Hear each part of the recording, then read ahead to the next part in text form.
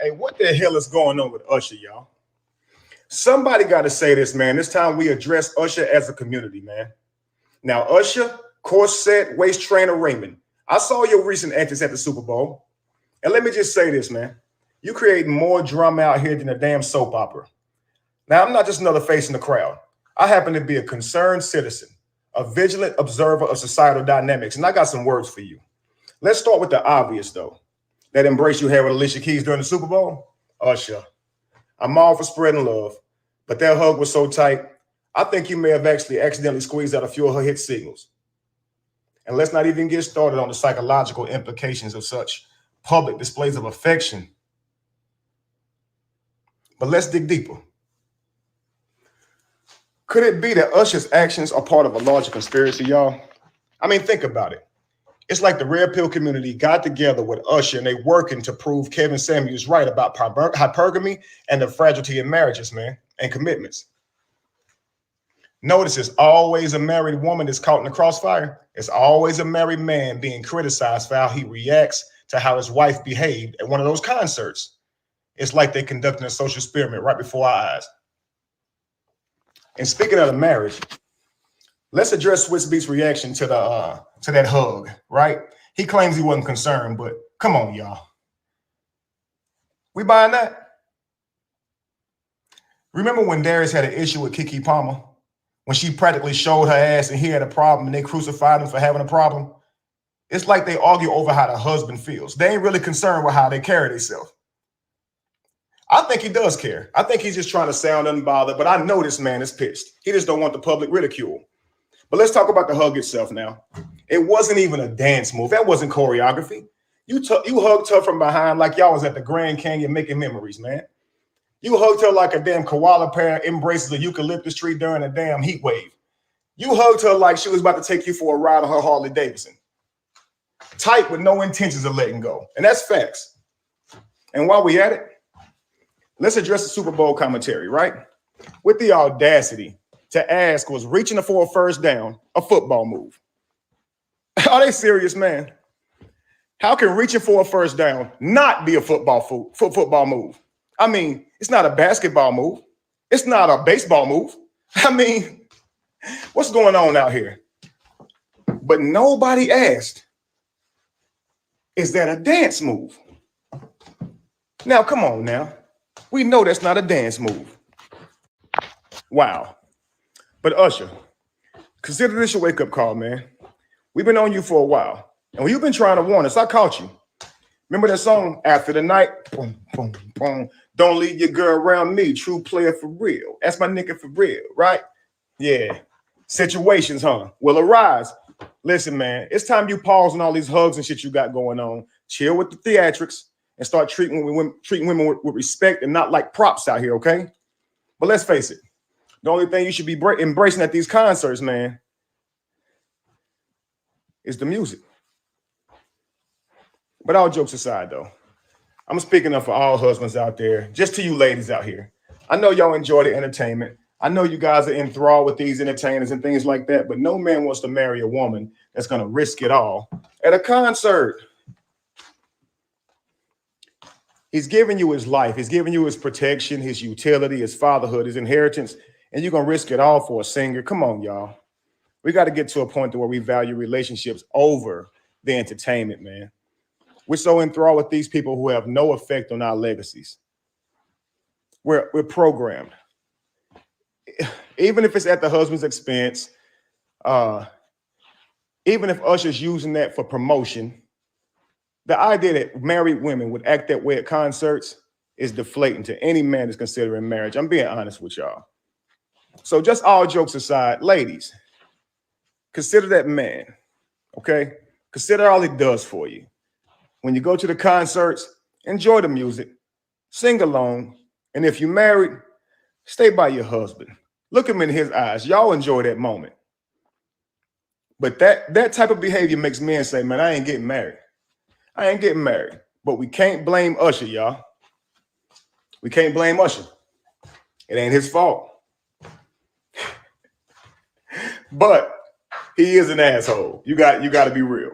You got to be real. Usher, you an asshole, bro. Tonight, we're going to be talking about you. We got words for you, bro. 7 o'clock on the dot. Check it out.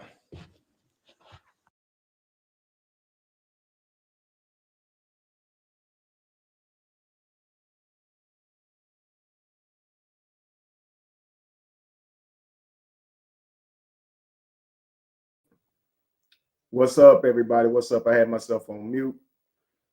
Peace, peace, peace. Rise, rise, rise. Let me give y'all some shout outs. Let me give y'all some love while y'all bash me in the comments. I know y'all don't want me on Usher. I know y'all don't want me on Usher's head. Pause. But we gotta address some things, okay? Look, if you have a problem with Usher, talk about that. But her husband addresses people like you or yo. Okay, I don't know. It's gonna be good. It's gonna be good, y'all. Now, before y'all go in on me, I want you guys to just think about all the headlines that Usher has been making, right? And it's been going on for a hot minute. It's been going on for a hot minute, family. Hang on.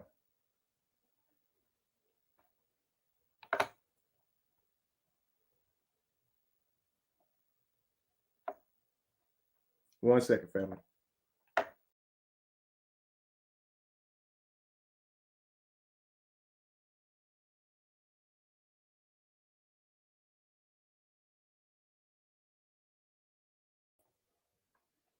One second, okay, we back. We've seen this going around, man. It's creating so many headlines. Like I said, a lot of drama. We saw what happened with Keke Palmer and Darius. You can't blame him for that one, right? You can't blame him for that one because it was Keke who was literally showing her ass, okay? We can't say that was Usher's fault, but Usher did give a whole lot of eye contact as well. But I think he went and started working with her after that. Y'all put it in the comments. But I think he went and started working with her like that. Basically, what I'm trying to say is Usher is messy. Usher knows that. I'm just telling you straight up, before we even get started on this topic, I'm on to Usher. Okay? I'm on to him. He knows, okay? I know y'all don't think he did anything wrong, but Usher knows the publicity that he's getting off of this stuff, okay? He knows it. Even if it's discussed, even if it's choreographed, Usher is well aware of the notoriety that comes with this, the viral, the virility to this, right? Is that a word? He knows. He feeds off of it, okay?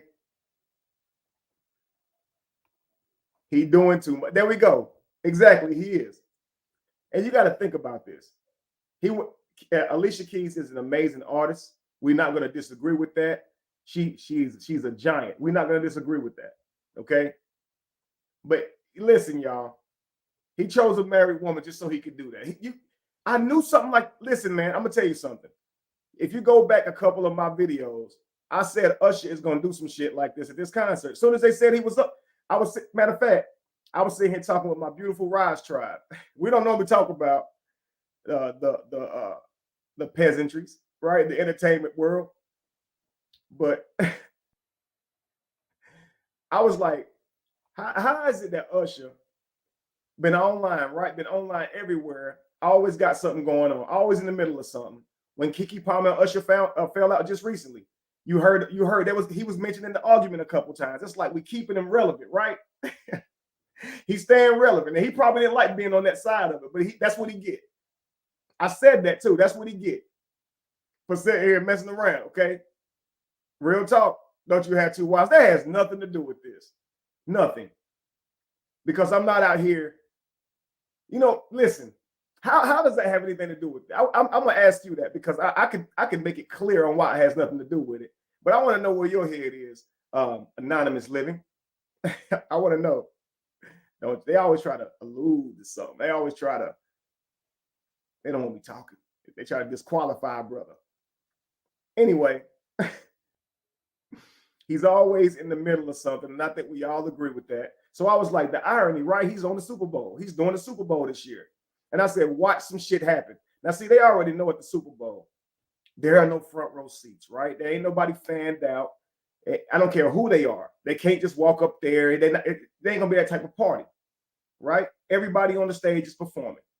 So okay, listen, he knew what he was doing, man. Now they may have choreographed it, but let's agree that hug is not a dance move. The hug is not a dance move. Let's agree on that. There was no movement. He wasn't on beat, and we all know Usher can dance his ass off, right? We know this.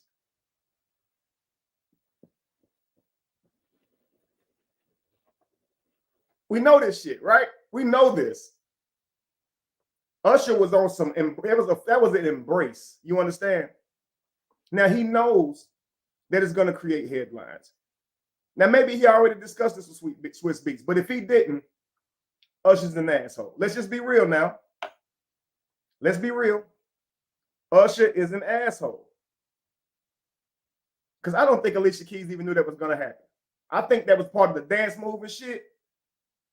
But I think Usher did that on purpose. And she has to stay performing. She can't just yank herself off of him. Are y'all with me? Now, ladies, y'all should be with me because I'm saying Alicia Keys is innocent. Look at her. She got up there representing herself well. She's in a beautiful, lovely dress. She's fully covered. She showed a lot of these ladies how to do it, how to express yourself with your curves and your sensuality. You ain't got to show all of that. Shout out to Alicia Keys. But I think Usher saw another opportunity there. And I think we can get used to seeing this. And y'all going to say, Kevin, you called it. Now, y'all going to be against me tonight because y'all not thinking of the ramifications of this, okay? See, listen, while that may be a show, Keke Palmer, celebrity. Okay, can't argue there. Alicia Keys, celebrity, can't argue there. But I once heard a woman who was taken to an Usher concert, okay? She said she wanted that man on the spot and was giving him all types of action just like those other singers. And the husband was right beside her mad. Now, I've heard this. So she's not an entertainer. She's not a celebrity. Now, understand this now. Understand this. The celebrities he may have, it may be set up. It may be something to promote without that free promotion type thing. You create something with shock value. People are going to share it and talk about it. It creates a conversation, if you will. Even if Darius is in on it, reacting. I mean, these people study social media. Hollywood is studying social media. We have taken over. We all got devices in our hand. Let's be real. We're on here more than on TV. So they don't have our attention on the TV screen anymore. So that means that they're not getting to the bread like that. They're not getting the attention out there like that. So they got to be thinking, okay, we got to move with the times. We got to evolve, right? We have to evolve. But at the same time, and by evolving, what I mean is they're saying, let's take some of what the people naturally follow, right? They love drama. If we can't take over social media, if we come out here putting films on social media, right? That's not how you do it. So we're going to use our own celebrities, right? Create social issues, domestic issues between them. You understand? Because we know the world is a stage. We know it. So they are copying us. And listen, man, you got to understand this. They see this as a strategy because they see what works. They see how the algorithm works. And they're utilizing it. He struck again. That's right. We know this. We with you, bro. Okay, bet. Listen, man, they was giving me a hard time earlier on Facebook when I was live telling these guys I'm going to go live tonight. Make sure you're there. They're like, you leave Usher alone. One dude told me to shut the F up. Dude named Dalton. I told him, I said, Dalton, bring your ass back here. He didn't comment no more. But I want to know where he gets off telling me I can't talk about this. He said, you of all people, I don't know what that's supposed to mean. I'm still mad about that. So I got to reintroduce myself. I am not just any old citizen, okay? There would be no Usher bashing. Listen, man, Usher, it's time we hold Usher accountable. It's time we hold him accountable. And it may not even be Usher up to this. It could have been his whole brand that constructed this whole thing because they know we're going to talk about it. You got to think, man, it's within his best interest to create something like this. No, you sound like, well, I'll be a hater. I'll be a hater then. Because you know what? You are judging the messenger, Wells Lavelle. You are judging the messenger. Was she pretty? She looked lovely lovely that night. She looked classy. It was Usher who brought the trash. It was Usher, man. Okay? You got to think. Janet Jackson, boob. You re-seeing that. I just saw the other day. It was a guy, he was talking about the amount of money that these artists make after the Super Bowl. That they don't actually pay these artists. And they actually used to try to charge the artists, but the artists refused to pay.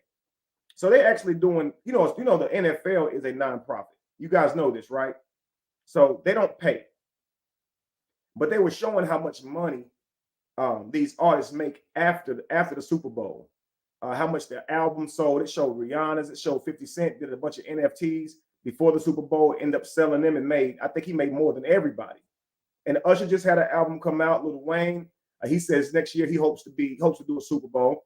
And his next album, he's going to make sure he put his all into it because the Super Bowl is in New Orleans.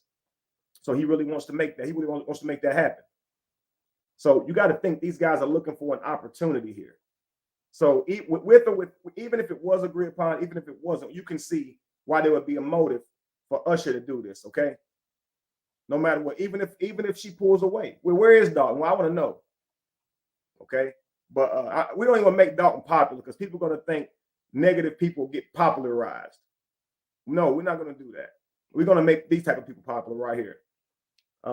CC Keys, she probably know Alicia personally. She says, I agree with you 100%. It's just a performance, and Usher got caught up in the hype of his show, and that's what R&B singers do. That's not agreeing with me. I like how you finagled that in there. Oh, okay, it's good to see you, Jennifer Jackson. How you doing? And how's Jamal? It was just a hug. Okay. He held his hips back. If you really look, you was really looking, huh? Well, I ain't doing all of that looking. Hang on. Let's just, I'll put it here for you guys to see. I wouldn't be covering this story correctly if I didn't at least give you guys an opportunity to see what Jennifer's talking about here. That wouldn't be right, would it? So here's Jennifer's claim is that Usher pulled back his hips. Okay. Let's see here. Okay. No, sir. No, ma'am. No, ma'am. Hang on. I don't know why it didn't. I expanded. I don't know why it didn't do that here. Hang on. Anyway, you guys see it. It's not gonna let me expand it. But no way. There's no way. No, look at his eyes. Usher's eyes are closed. Okay. He's somewhere else right now. See if this thing. Let me see here. Why is it doing that? Okay, it keeps reducing. It's not showing. It only showed it to me large. I don't know how to make that bigger there. I don't know how to do that. But you guys can see that, right?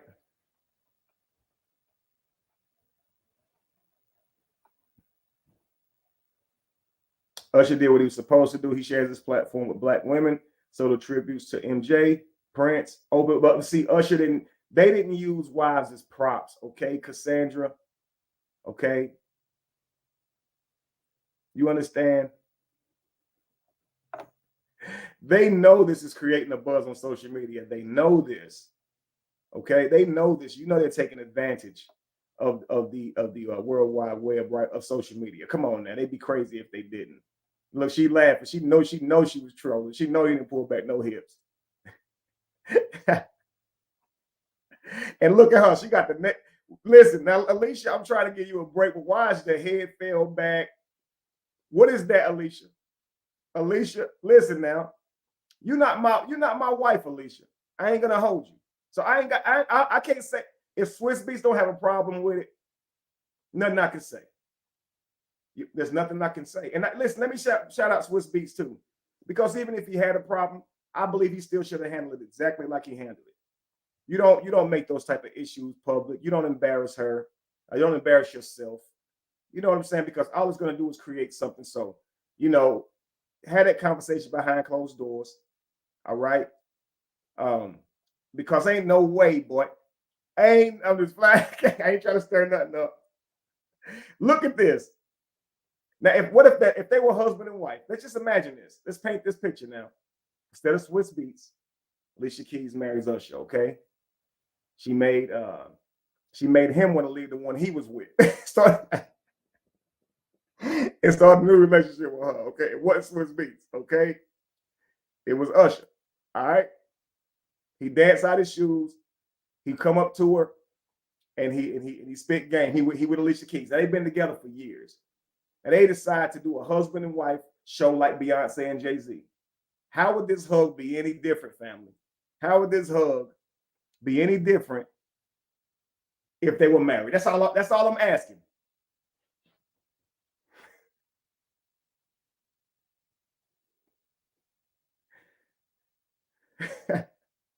How would the hug be any different? That's all I'm asking. Come on now. I like this, but it don't work right. Come on now.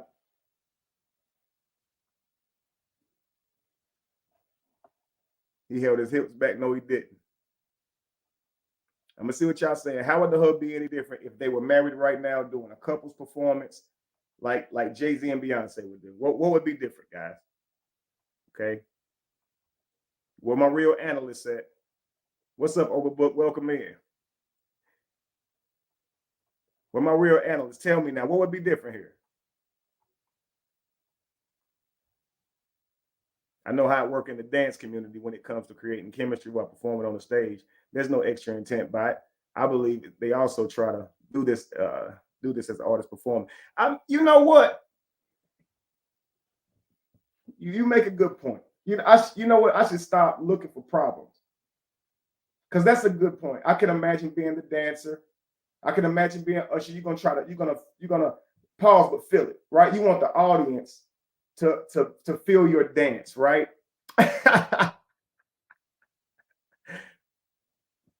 Okay, I give you that one. I'm not gonna argue with that one. Okay, all right, Shanate, thank you for that offer. Let's see here. This is a conversation about respect, and this is what I'm saying. Oh, okay, I thought you was talking about the chat. The chat probably being smart. Okay, I thought we was talking about a conversation about Alicia Keys respecting her union and Usher most of all, not most of all, but it's up there. Okay, and the responsibility is kind of high. Okay, to respect the union of Alicia Keys and Swiss Beats. I don't want to put y'all out there like that. So, we've seen what's been happening. We know eyes is on me. We know I be on that bullshit. I mean, unfortunate events have happened surrounding my concerts with these people's wives and shit. Kiki didn't make it any better. I'm not gonna hold on to you. Like, we're just gonna do the performance and we're gonna get on. That ain't what they did. He had to go and do this. What about actors and scripts and things like that? Here's the difference, Tanya. The difference is it's isolated. We know it's acting. What this does, family, is it presents this idea that this type of behavior is okay because you're at a concert. That's the facts, family. That's the facts. So if you as wives, you're taken to a concert, your husband takes you to a concert. Okay, he knows you enjoy this singer. He's expecting y'all gonna share, a moment while your singer performs. He's not expecting you're gonna be trying to get to the singer and be all up on the singer and do that's crazy. So when you see these married people up here saying it's just a show, it presents this idea that it's okay, and this is not okay. It's not okay. Let's reverse this. You took him to a concert, an Alicia Keys concert. And his ass get up on stage, he wrapped up around her like this. And she leaned back on him too. Because we know that they'll sit women down in chairs and all that shit and be doing the most. We done seen this. And we supposed to be, as husbands, sitting back watching this. Is that what we're saying? Say, is that what we're saying?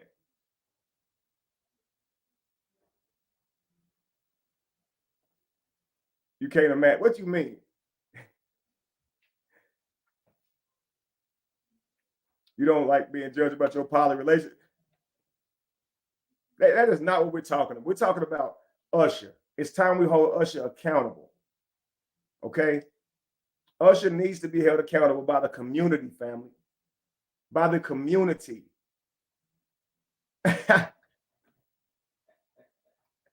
Ladies, okay, so y'all not getting it. Here's why y'all should be absolutely upset. Okay. Here's why y'all should be upset. Because that it's causing men to devalue marriage. Okay. So it's falling on y'all. Because now we're not trusting y'all. Because y'all don't seem to have a problem with this shit. And it's going on right in front of your eyes. We want you guys to be like, oh no, I would never. We're not trying to marry y'all, give you the world, and y'all don't even do that shit for us. Okay? Now you up here. Listen, you're programmed. I'm gonna tell you the truth. You're mad. I'm gonna make you mad. You're programmed. You're programmed. You're under a spell. Since you were a child, they showed you images of little girls. Ah! People fainting at Michael Jackson concert. Ah! Over celebrities. So you were convinced that you should do the same. You don't know these people. You fanned out. And you're risking your marriages. These people have no effect on your legacy. Listen, y'all. You're not thinking about your husband. He took you to the concert, or he's at home watching you perform. You got to tarnish it with the bullshit. He might not say it's a problem, but it's a problem. Last time, now Darius said it was a problem. Now listen, here's how y'all do, and this is the problem, okay? Here's how y'all do. Darius says it's a problem. You got a problem with Darius saying it's a problem. Okay?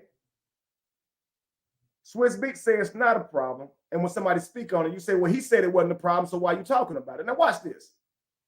If that logic were true, it would have been okay to talk about it last time because Darius had a problem, right?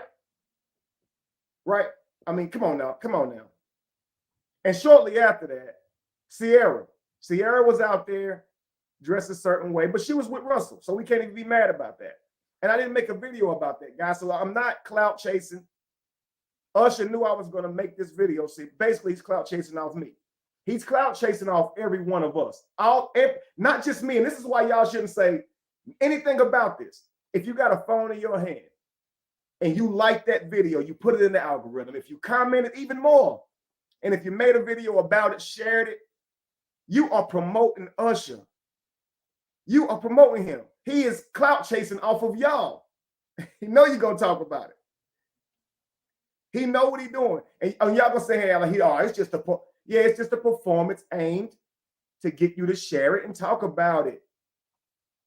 You don't even know. I know Usher personally. How you going to tell me I don't know Usher? Letitia, you don't know. I know. See, that's the difference. See, here's the kicker. Here's what's a fact. You don't know me. That's a fact. That is an absolute fact right there. You do not know me. That's a fact. So just think about how crazy you sound. Just think about that. You're not thinking.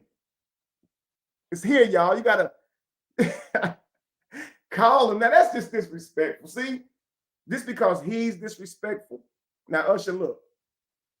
I will call you later. But you are being disrespectful. Listen, you appreciate this. This is exactly how we talked about how I would do this. So I know I'm on point. Text me if I say anything out of line.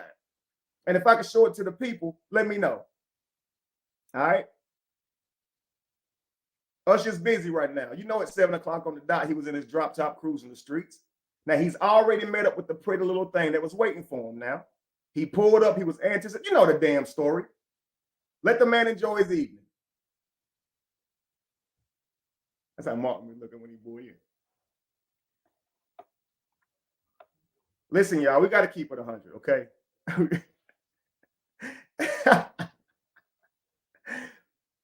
We got to keep this 100 because y'all see the photo. Gary said, "Boy, you fool." Listen, man. Y'all see the photo, right? Shout out to Gary Campbell, man. Shout out to Gary, man. We see the photo. We've seen all the things surrounding Usher. We're not noticing the trend here. Are y'all really going to sit here and play me and act like this is just by happenstance? Justin Timberlake got his ass up there and did some bullshit. Nobody's exempt, okay? We know Usher on bullshit because he went and started working with Keke Palmer after the fact Darius had a problem. Now, you know Usher should have fell back and said, you know what, Keke? Let me hold off. He could have. I think he did a whole rap album with her. And he knew she was rubbing it in his face. She knew that. She weaponized Usher. Usher weaponized her and the situation. He rode off the coattail of an embarrassing situation for Keke Palmer's marriage and union. He destroyed the relationship. It's a broken home. Usher is out here and he needs to be held accountable. So Usher, corset, waist trainer Raymond. Bring that ass here, boy. And any of you ladies on here complaining, I'm convinced it's because this is what I'm convinced about this. You want to be right here. You wish this was you right here.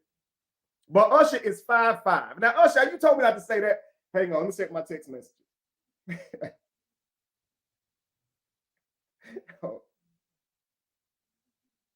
Before you text me,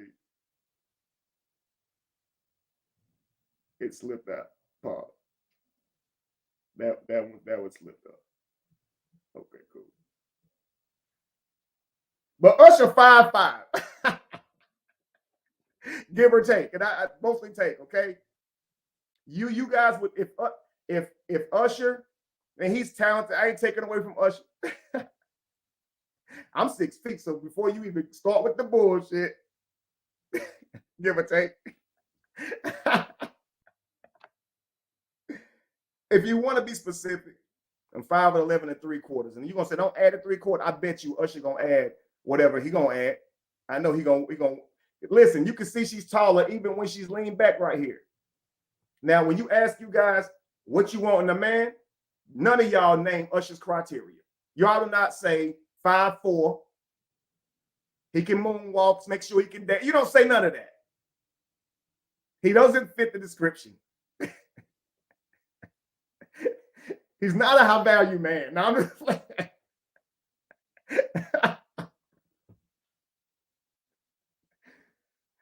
now, ladies, okay, let's do this. Let's take this angle at it. Y'all not mad yet.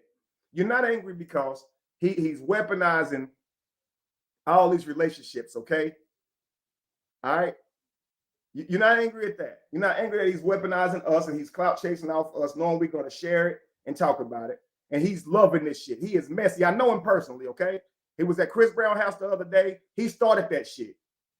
He started it. Now we know about the roller skate shit. We know about all of that.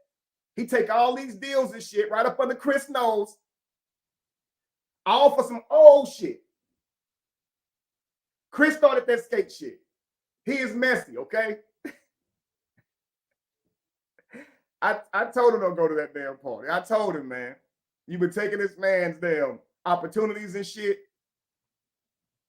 Whatever, man. That's a whole nother story. That slipped too. But you guys are not angry about, him using us for promo. You're not angry about that. That's fine. That's fine. Okay. We're not gonna be angry. You're not angry about that. Here's what you should be mad about. What if I told you? Let's see if you're gonna text me.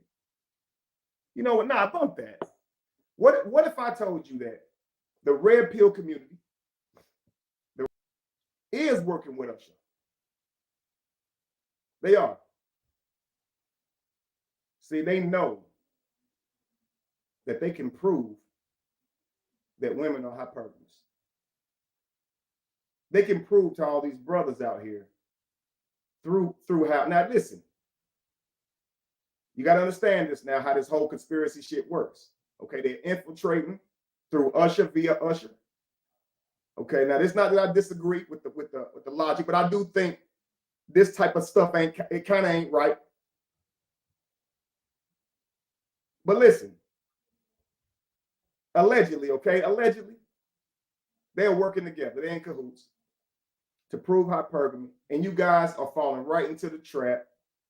It looks as if you don't value marriage.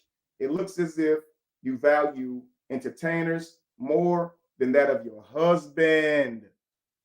It looks like that. It looks like it. Now, would you be happy if you knew Usher Raymond, was a conspirator in the Red Pill movement? Would you be mad? He loved Kevin Samuels. We used to talk about that all the time. He was devastated. Rest Kevin Samuels' soul. He was devastated. We used to watch Kevin Samuels videos together, man. Well, he right about that shit, though. He didn't have to say it like that, but he was right.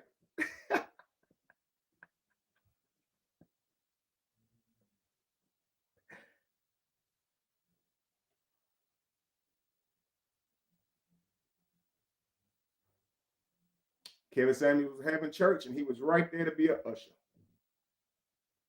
He's proven it. And you're falling into the trap, family. You're falling into the trap. And we're going to have a couple discussions tonight. We are. We're going to get into it.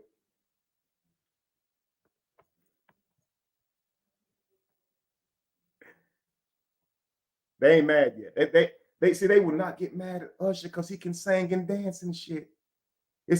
See, they don't care about morality. They don't care about, listen, guys, and this is the kicker. Ain't Usher married? They don't care. You was married to Usher, you'd have been mad. You wouldn't have, because we see how y'all act. You marry a performer and then you don't want him out there performing. So if Usher was your husband, he out here standing all this bullshit, you'll be like, Usher, you ain't got to do all that shit. You know him. Right? You're one of the greats. You don't need to gimmick Usher. And then I told you, he said, after the night, don't leave your girl around me, true player for real. He already told us.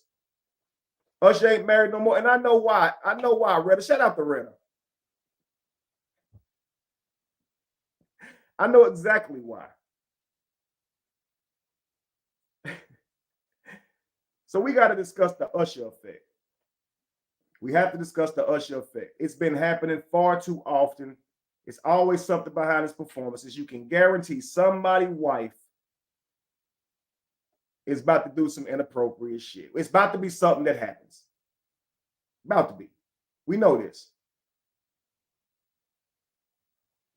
So we're not going to sit here and pretend like Usher does not need to be held accountable. Y'all can make excuses for this brother, but we got to hold this brother accountable. Now let's talk about Usher. Smooth singing sensation, who's been stirring up quite a buzz with his recent Super Bowl performance. But beyond the glitz and the glamour, there's a deeper conversation to be had. How do our interactions with entertainers like Usher impact our relationships? Come on now, let's think about this. Are we merely spectators in our own love stories? Or do we hold the power to write our own script? Because we've fallen right into the hands of what they show us. Here's how you act at a concert. You got your girl at the concert. Next thing you know, you hear her ass coming out the blue screaming. Ah! Oh, but you think you don't compliment me because you don't want my head to get blew up. Oh, okay. But you'll scream over it. Okay. Look at how all those women was taking photos with Chris Brown. Lined up out the door and be mad at me for being polygamous. You got two women. Doesn't that prove that women are polygamous? Doesn't that prove that she was just all over him? Now you all over him too, and you all over him too, and you all over him too, and then y'all all over him. Kind of proves that once a man gets to a certain level, y'all kind of are throwing y'all rules out the window. Because we see how y'all act. We see how you act.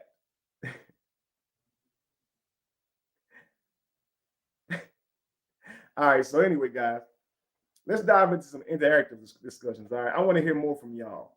Okay, have you ever found yourself swept away by the charm of a celebrity? Have you ever been to a concert and behave this way, whether you're single or not? Okay, put a one in the chat if you ever been to if you ever been to a concert and you felt compelled to show your ass. Okay, put that in the comments, please. Put a one. All right. And if you're in a relationship, have you ever done this and realized that after the fact, it had an impact on your relationship? If you had your man with you, come on, tell me something. Talk to me. Has this ever happened? Leave Usher alone. Usher has brought this on himself. Okay, Usher can handle himself. You good? Nah, bro. Swiss need to be held accountable. But I did see Alicia Keys put him away. Okay, but we all know he done hit it. Ah, damn. See, look what they out here saying now, all because of this bull crap. And all they're seeing is dollar signs, right? Meanwhile, a beautiful relationship where it had a rough start. I ain't gonna say oh, they caught a lot of ridicule in the beginning of it anyway. Because it was like he used to listen to Usher, because he did leave the one he was with and start a new relationship. But it's gotten to a point because they have loved each other. We're not really concerned about that anymore. So it's looking good, and here we go. Wow. Nobody putting a one in the chat. Y'all never been to a concert? Who a hater? Usher. I ain't gonna say he a hater. I'm talking about you. Who? Ain't no way you talking about me. All I do is show love.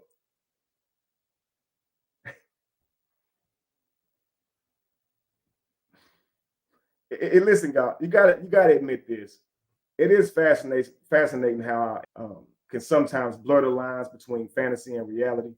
We believe that our person shouldn't be offended because that's a celebrity, that's a human being. I don't think any man want their woman out here acting like that over no man but them. You know what I'm saying? But fear not, my dear friends. For tonight, we're going to shed some light on the shadows, and we're going to find balance in the dance of love and entertainment. Okay, we're going to find some balance here, because right now we out of balance. Y'all tend to think a man don't have a right to be upset when y'all up here acting crazy, showing y'all ass. Y'all think that. Y'all really think that he is insecure. He's insecure, right? It's just to entertain them, right? That's how y'all see that. Yeah, that's crazy. See, that's about as crazy as how you guys acted surrounding Keke Palmer and that ass out dress. It's her body. She always wanted to be shaped, have a shape, and now she got it. It's all about Keke, ain't it? You're not considering Darius at all. See, if I'm Darius, I could never be in a situation like that. I couldn't. Because I'm too. Listen, I understand the greatest lesson of all is to show you how it feels. Now, I'm not going to go out dressed any kind of way, but these two eyes of mine, I'm going to let them shine, okay? So if you look in any kind of way, you could dress any kind of way, I can look wherever I want to look. You understand me? So if somebody walk by me dressed however they want to dress, I got a right to turn my head and look however I want to look. Even if I don't care if you offended. You came out dressed like that because you chose to. Now you want me to respect your sexuality. You respect mine. I'm looking. Hey, my eyes. Look away if you don't like me looking, okay? And if your girl with you, if you with your man and he's doing that, he's just looking at everything. Why your eyes? Why you got wondering? Right, now it's a problem, right? Mm-hmm. You looking at her like you wanna do her. Yeah, you got that man looking at you like he wanna do he wanna do you, right? All right, I'll change. I bet you're gonna change, because if you're gonna be a looker, I'm gonna be a looking. It is what it is. I don't like that. That's stupid to my level. Oh, okay. Put on some clothes. Oh, okay. Let me draw back. Spiritual. I'm a spiritual person. You know what I'm saying? I'm a spiritual person. So let's infuse some spiritual wisdom into our discussion, okay? In many spiritual traditions, we're taught to seek fulfillment within ourselves, right? rather than placing happiness in external sources.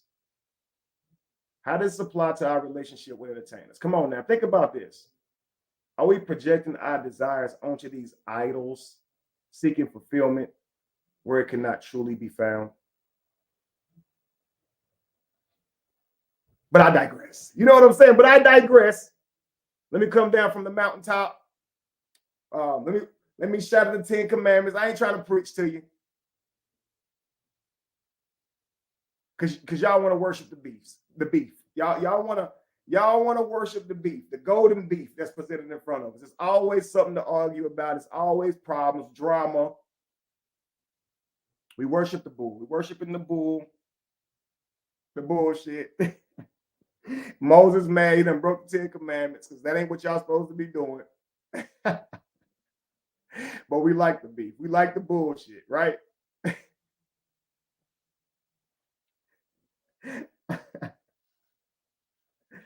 Oh, man. All right, so listen, guys, as we explore the allure of entertainment, let's not overlook the serious implications that it can have on our relationships. Now, we got to think about this. It's important that we do not blame the entertainers like Ushers for their actions. So, Usher, it's not your fault, brother. It's not your fault. You need to be held accountable for your behavior also. But the way these wives are out here acting, it's not your fault. It's not your fault. It's not your fault. You don't have a covenant with these ladies. Loyalty is not expected from you. It's expected from their husbands. And it's those ladies who are breaking their vows. Now, listen, you're cheating when you do that. I'm just going to go ahead and throw that out there. You cheating. You're not going to sit here and pretend that because it's at a concert and people are singing and dancing, me hugging on this other person ain't cheating. We're not doing that. We're not under spells tonight. You should have never came to the Truth Factory. We leave all that at the door. She was working, not cheating. See, we're not about to sit here and play this. Now, listen, I'm not talking about Alicia Keys. I'm talking about wives when they go to these concerts, Terry. So that's a good point. And I'm glad you said that so I can make that clear. I'm not talking about Alicia Keys. She is a performer. But while we're on the subject, we're talking about how we react at these concerts. Got a whole husband or wife, and you sitting there acting like that. That's cheating. That's another person. That's another person, and you're not about to play like that. Nah, you good. We're not playing like that. All right. So we're not going to blame the entertainers. I think I cleared that up. We're not going to blame the entertainers like Usher for the actions of our partners. Instead, let's focus on nurturing loyalty and commitment within our relationships. And those are not just words. They're action. Words are actions. The way you show loyalty, okay, the way you show commitment is even at a concert, okay? Have some decorum. Have some etiquette, have some class. Your man right there, look in his eyes. Enjoy the moment with him. Create the opportunity with him. Does that make sense? Make a moment, make a memory. Y'all all up in the single phase. He don't care about y'all. You're one of the many. You're one of the many. You're not the only one. You're just only one. Did that make sense? To your husband, you're the only one. To those singers, you're just only one. Just only one of the many, family. So why you throwing yourself out there for somebody who done saw this act 1,000 times just today alone? They can't go nowhere without you people acting like that. Why are you up here acting like? Why are you up here acting like that? You grown, you married with kids, you're not a teenager.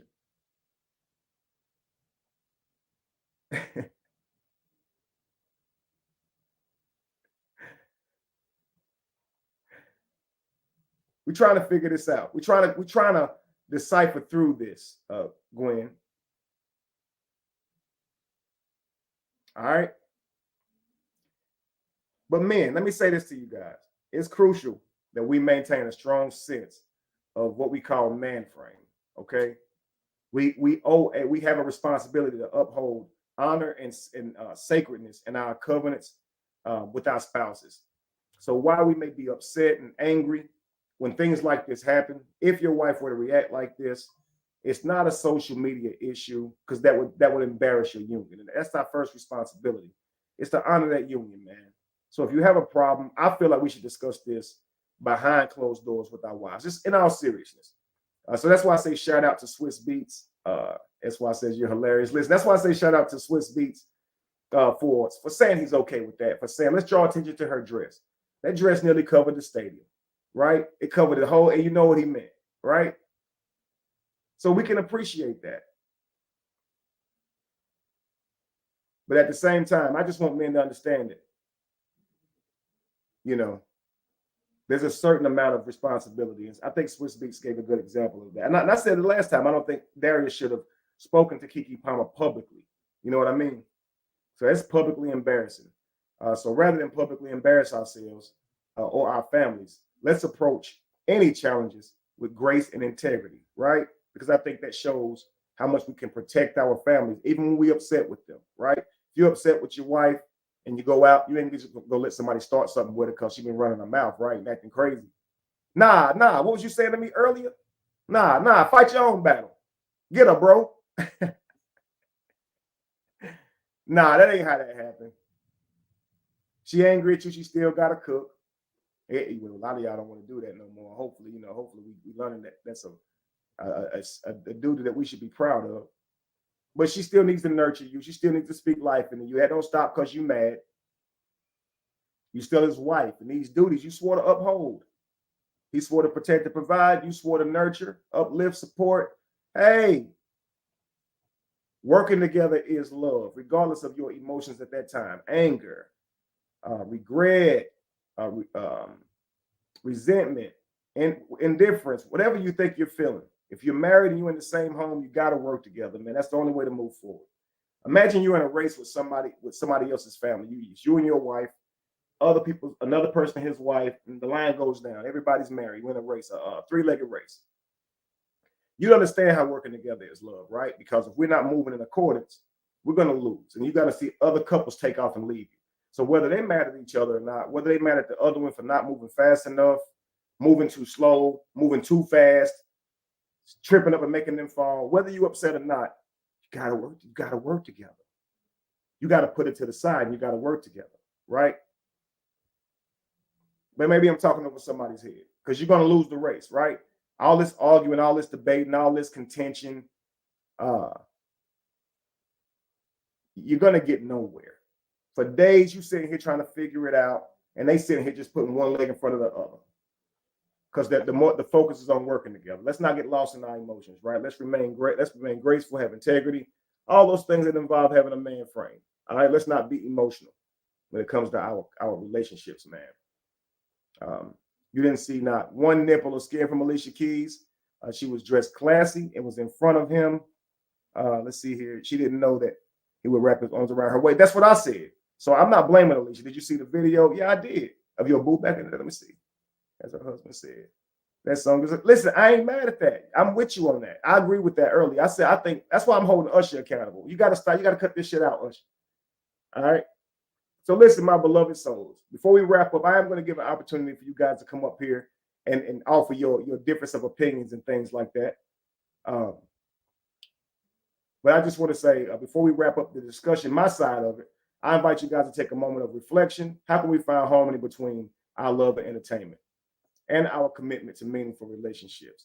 It's time we build some type of awareness and create some healthy boundaries and nurture the sacred bonds that enrich our lives. We can't keep making excuses because of concerts and stuff and whatnot.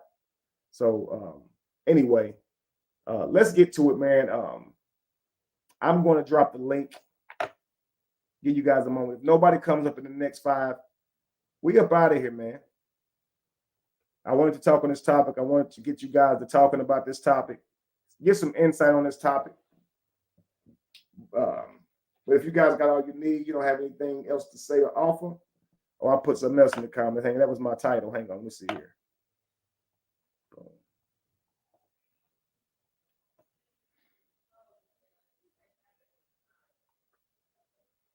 I see the thing with Usher is, I like Usher. I think Usher's a hell of an artist. I never really liked Usher's hairline or his head shape, though. It's kind of, it's just different. I don't know anybody with a head and hairline like Usher. Now, it ain't that it's a bad hairline. I lost my hair. So I really can't talk. But y'all hadn't noticed that Usher got like a roundish type head and hairline. I can't put my finger on it, but it's not normal. It's very unique. Usher's a unique looking guy. That's all I'm saying. And I said this when he first came out. When he first came out, I said this. Helmet head or something. I don't know. I'll be like, he hating on Usher. I've got no reason to hate on Usher. Okay, except for the fact he danced better, sang better, got more money. Now it's like, I don't hate on people, guys. I'm being funny, but y'all know damn well.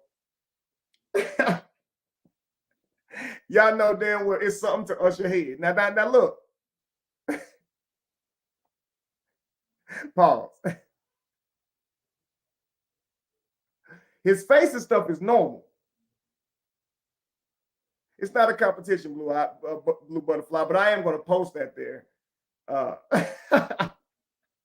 Because I'm honest. You know, people comment stuff.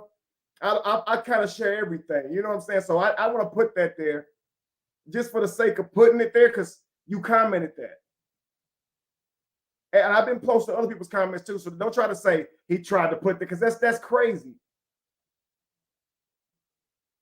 And he got little bitty eyes. I got little eyes because so that's I ain't gonna say nothing about that. That's normal.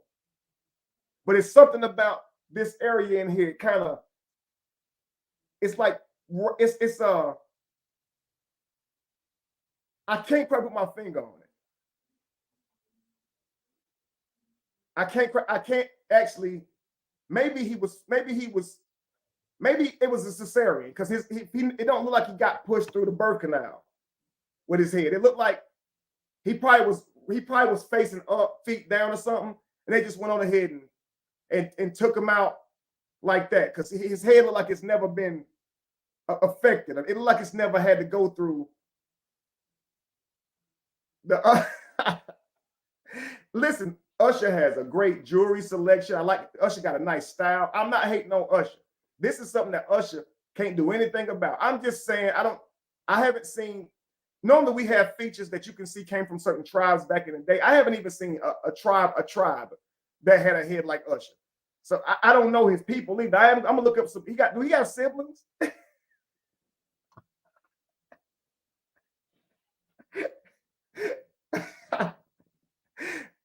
Low blow. No, that's not a low. He got a nice hairline. There ain't nothing wrong with the brother.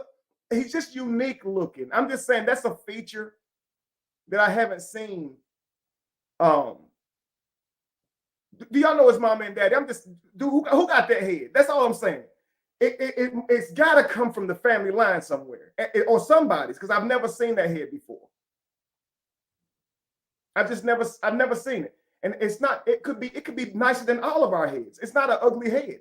I'm not saying that. I'm just saying it's unique. Y'all like Usher. I can't be cracking on Usher. I can't be roasting the man.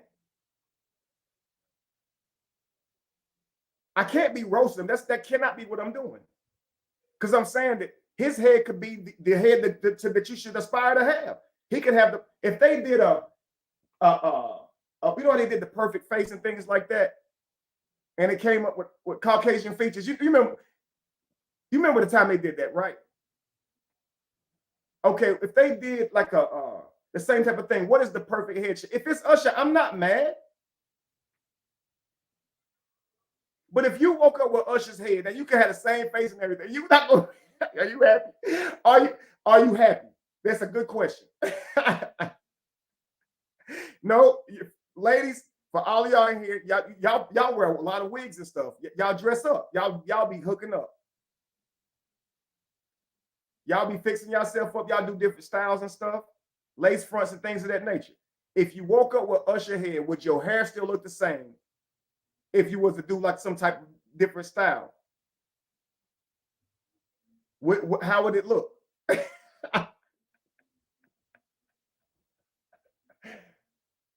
Y'all's the one doing. Y'all are being so negative because y'all think I'm picking on. You know, Usher's head is unique. It's okay. For instance, okay. For instance, name another person with a head that's like shaped similar to Usher's. Okay. Now this is something that always stood out to me. I would know Usher anywhere because of I would know his silhouette because I know his head shape. I've seen it. It was the first thing I noticed about him. Now y'all gonna sit here. I'm an artist. I draw people. If a cartoonist drew Usher, now you know on the streets, right? On the streets or whatever. Sherry, upload your photo. Come up here real quick. I dropped the link. She said her head is shaped like Usher's. Sherry, I will end this whole debate if you come up here and let us see your head. Pause. Let us see your head, the circumference, and things of that nature. And if you have a head like Usher, man, there's nothing wrong with Usher's head, as far as I know. You have to ask him if he don't get headaches and stuff. There's nothing wrong with it. We're all beautiful. But I'm just saying it's see, I'll put this in the comments, let you know I'm not hating. She said he's a beautiful person and a good person and a family man with a tremendous talent. But the first thing I noticed is all I'm saying. I was at home, okay? I was at home and I was watching. You remember MTV Jams and Freestyle Friday, and you remember that AJ and Free was up there. I never forget this. New artists. They showed Usher for the first time. I didn't hear him on the radio, and he came out there, and all I saw was this though, and I'm not joking. Cranium is all I saw. Cranium. That's all I'm saying. Even when he came out the shoes, I saw the cranium. That's all I saw. And that's not even, I didn't notice a cranium. 106 in Park. I didn't notice a cranium when Chris Brown came out. Chris Brown, I noticed his cheekbones. Chris Brown, he's like, yo. Chris Brown got some cheekbones. I got them too. I'm gonna shut up.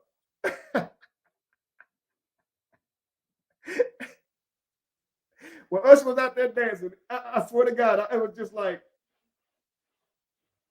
I don't know, man. I can't put my finger on it.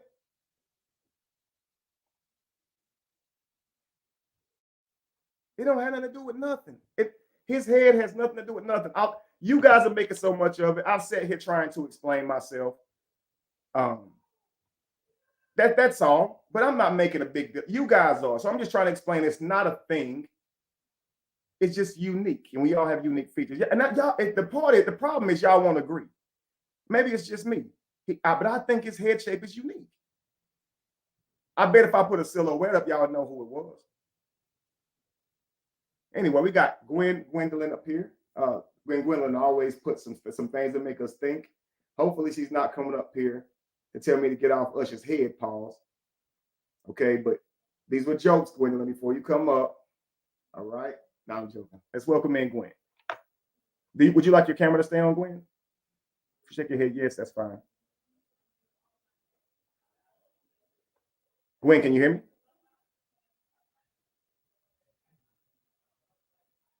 Can you hear me, Gwen? Gwen may have came up on accident. Gwen, can you hear me? Unmute yourself.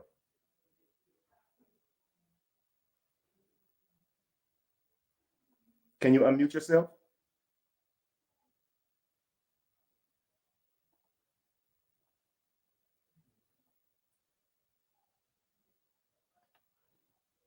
You have to unmute yourself.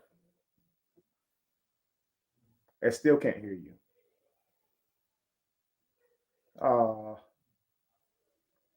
I tell you what, drop down and come back up and see if that corrects it.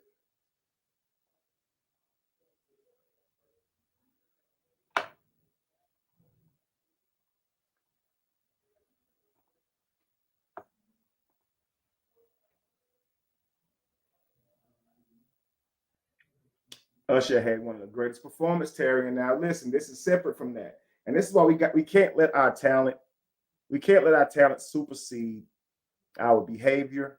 We cannot. Usher did an amazing performance, but that is besides the point. What are we talking about here? Literally, what are we talking about here? We're talking about the hug. And that's what's been everywhere. Let's be honest. And why? Because Usher chose to cancel out his amazing performance by hugging Alicia Keys like it was the last day he was ever going to see her. And Mercury was, and Orion was shining bright in the sky. And all the constellations were out. And you could see Nibiru. And it was a pink moon, okay? He did that. And now we're up here talking about it. Now we're making memes.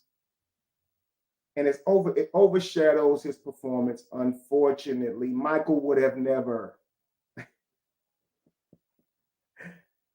Michael would have never, guys.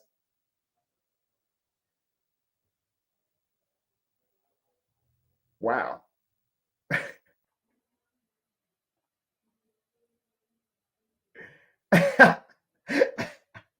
Y'all on here wilding. See, she ain't mad at Usher's cranium. And I wasn't mad at it. I can't believe nobody agreed. Put a one in the chat. If Usher's head is head shape is unique. Just that's all I'm asking. Truth Pill. See what Truth Pill got going on. Gwendolyn, come back up, and we'll see if we can hear you. Truth Pill, welcome in. Welcome in. What's going on? Peace and blessings, man. Peace and blessings to you and your family, to everybody on the panel, everybody in the show. Man, the comments are hilarious, man. It's like we got a bunch of simp manginas, and the sisterhood is out. You know, talking about, oh boy, bye, you got 2 wives, and also, man, listen, they're talking way off, way irrelevant. But my thing is, a lot of people don't understand that when it comes to even entertainers, they have to have a level of respect for their partner. You know what I'm saying? That what Usher did, you know what I'm saying? He was wrong in a way, but it's not his fault. I know he was trying to grab the crowd, but he was grabbing on Alicia more. And I did see her kind of like push away, like, ooh, don't be all up on me now. She was kind of respecting her relationship. But Usher, he's really just like, you know, I don't know, man. But like I said, I wouldn't let that happen to me, though. Right. Now, as a man, because I don't think a lot of women truly understand it, because in their mind they think that we're supposed to dismiss our feelings, dismiss the rules in our union and what we expect from them because we're at a concert. It's not ending there, and there will be consequences, right? And it's not like a violent consequence, but you can't expect that man to still perform the same and think that you have his loyalty if you behaving like that just because that man is a celebrity. Who cares if he can sing? Who cares if he can act? You're protecting her with your life and your utility and putting a roof over her head. You fathering her children. And when you die, you're leaving the money for her and the children. Man, I feel like that's completely outrageous to think a man's going to marry you and you acting like that at a concert. What do you think, King? Let us know. Yeah, you're absolutely right, because you know what I'm saying, even if I was an entertainer, I just got off the phone with my girl, and she didn't know nothing about it, but I was explaining to her while I was watching your show. And she was like, yeah, you know, there's boundaries, even in entertainers. I said, if I was a singer or whatever, nobody could come up on the stage, not women, nothing like that. I can sign an autograph, take a picture with you, but I would basically like, okay, I got something. If I have a woman that I know I can't live without, I'm not going to do nothing to jeopardize that. And I think Alicia Keys kind of knew that, because, like I said, she was pulling away a little bit. But Usher was like, no, I'll come back over here, bring that butt back over here, you know. But Usher knew what he was doing. I don't know if y'all remember that Boondocks episode, well, Tom, Usher, and Sarah. I don't know if y'all remember that. But yeah, that's basically. I don't remember saying it, but it seemed like Jamie was telling me about that. Yeah, that Boondocks episode, yeah, where Tom was singing to Sarah at first, and then Usher walked into the restaurant and was singing the same song, and she got all googly eyed and everything for him. You know what I'm saying? I do remember that. Yeah, so yeah, man, just like, you know, like you said, man, the red pill community, a lot of women don't like it, but the red pill community is really exposing female nature. That's all it is. It's not we're bashing women. Go ahead. No, you're right. And hypergamy is female nature. It is. It's they don't have the privilege of just liking some man based on his looks. To be honest, it wouldn't be right. You know, so we can do that because we have the utility, so we're going to provide for that person. So they have to look for signs that this man can provide. And you know, back in the day, you go all the way back and remove the matrix. She needed a man who could hunt. You can't just lay up all day and be in love. So it was important to her that he can hunt, provide for a family, and all. So this is an inbuilt thing for them. So I think sometimes when people present it, they present hypergamy to be negative against her. We're just saying, don't leave us. Once you commit to a man, that's your choice. You made your choice. You married, that's it. You hypergamy by leaving your partner is the problem. But choosing a man based on his ability and things of that nature, that's understood. We can understand that. But once he marries you, he shouldn't be having to worry about if some man with more can take you from him, or if you're going to react that way. And like you said about performance, they're not going to always know who's married or who's in a relationship or whatever the case may be. So they're just celebrities. They're going to do their thing. But we need to know how to act at these places if we got a person. I think it's weird to be throwing yourself up there like that and you're single. I just think I don't know. That's not my business really. But if you're in a relationship, I just think that's foul. I think that's foul. I always say a toxic woman, a low value woman, if you're married to her and you take her to a concert, she'll prove you that she's low value because she'll try to fuck the singer. She'll be all over the singer. And that's very, you paid for the ticket and that's your treatment for it, is to watch her act like that for another man. That's another man. And that, because we're not enthralled, we're not fanned out. We don't give a damn if that's Usher. The moment you see your girl go up there over, that's another man. Now, am I lying? You're correct, and it's funny how the double standards are. If a man like the sisterhood came out to Chance the Rapper when he was performing at a concert, and he was like, had this girl that they came up on stage, had her all bent over. Oh, the sisterhood came after him. Where's that same energy with Usher? You know what I'm saying? There's no energy. But when Chance the Rapper did it, and Chance the Rapper's married, I don't know if you saw that video. Yeah, that video went viral, but the sisterhood came for him. Oh, they came with him with pitchforks, torch, and a burning cross. So it's almost like they instantly get it when the shoe's on the other foot. You see, so there's little to no understanding when you're trying to tell them how you feel, right? When you try to talk about, how you want your union to go, it's little to no understanding. But so as that happens to them, all of a sudden they get it. It's perfectly understandable. They can come up with a million reasons why you shouldn't be doing that. You see what I'm saying? It's mind-blowing how instantly there's an understanding. That's why I say when you give them their own medicine, they treat you like you're poisonous. But they get it. Exactly. Yeah, it's just like when if a man suspects his wife of cheating or girlfriend of cheating, he's called insecure. But if a woman suspects her husband of cheating or boyfriend of cheating, it's called her intuition. I don't understand that double standard, man. It's wild to me. That's a fact. Again, it's to not take accountability for the experience you putting on somebody else. If that man thinks you're cheating because of the way you carry yourself, the way you're going out dressed, the way you interact with men, there's no way you should be calling that an insecurity.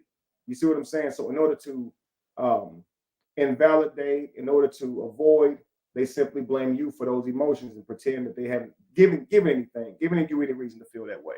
It's unreal. Here's another one for you. If a man cheats, he's a low down, dirty dog. If a woman cheats, it's because she wasn't happy.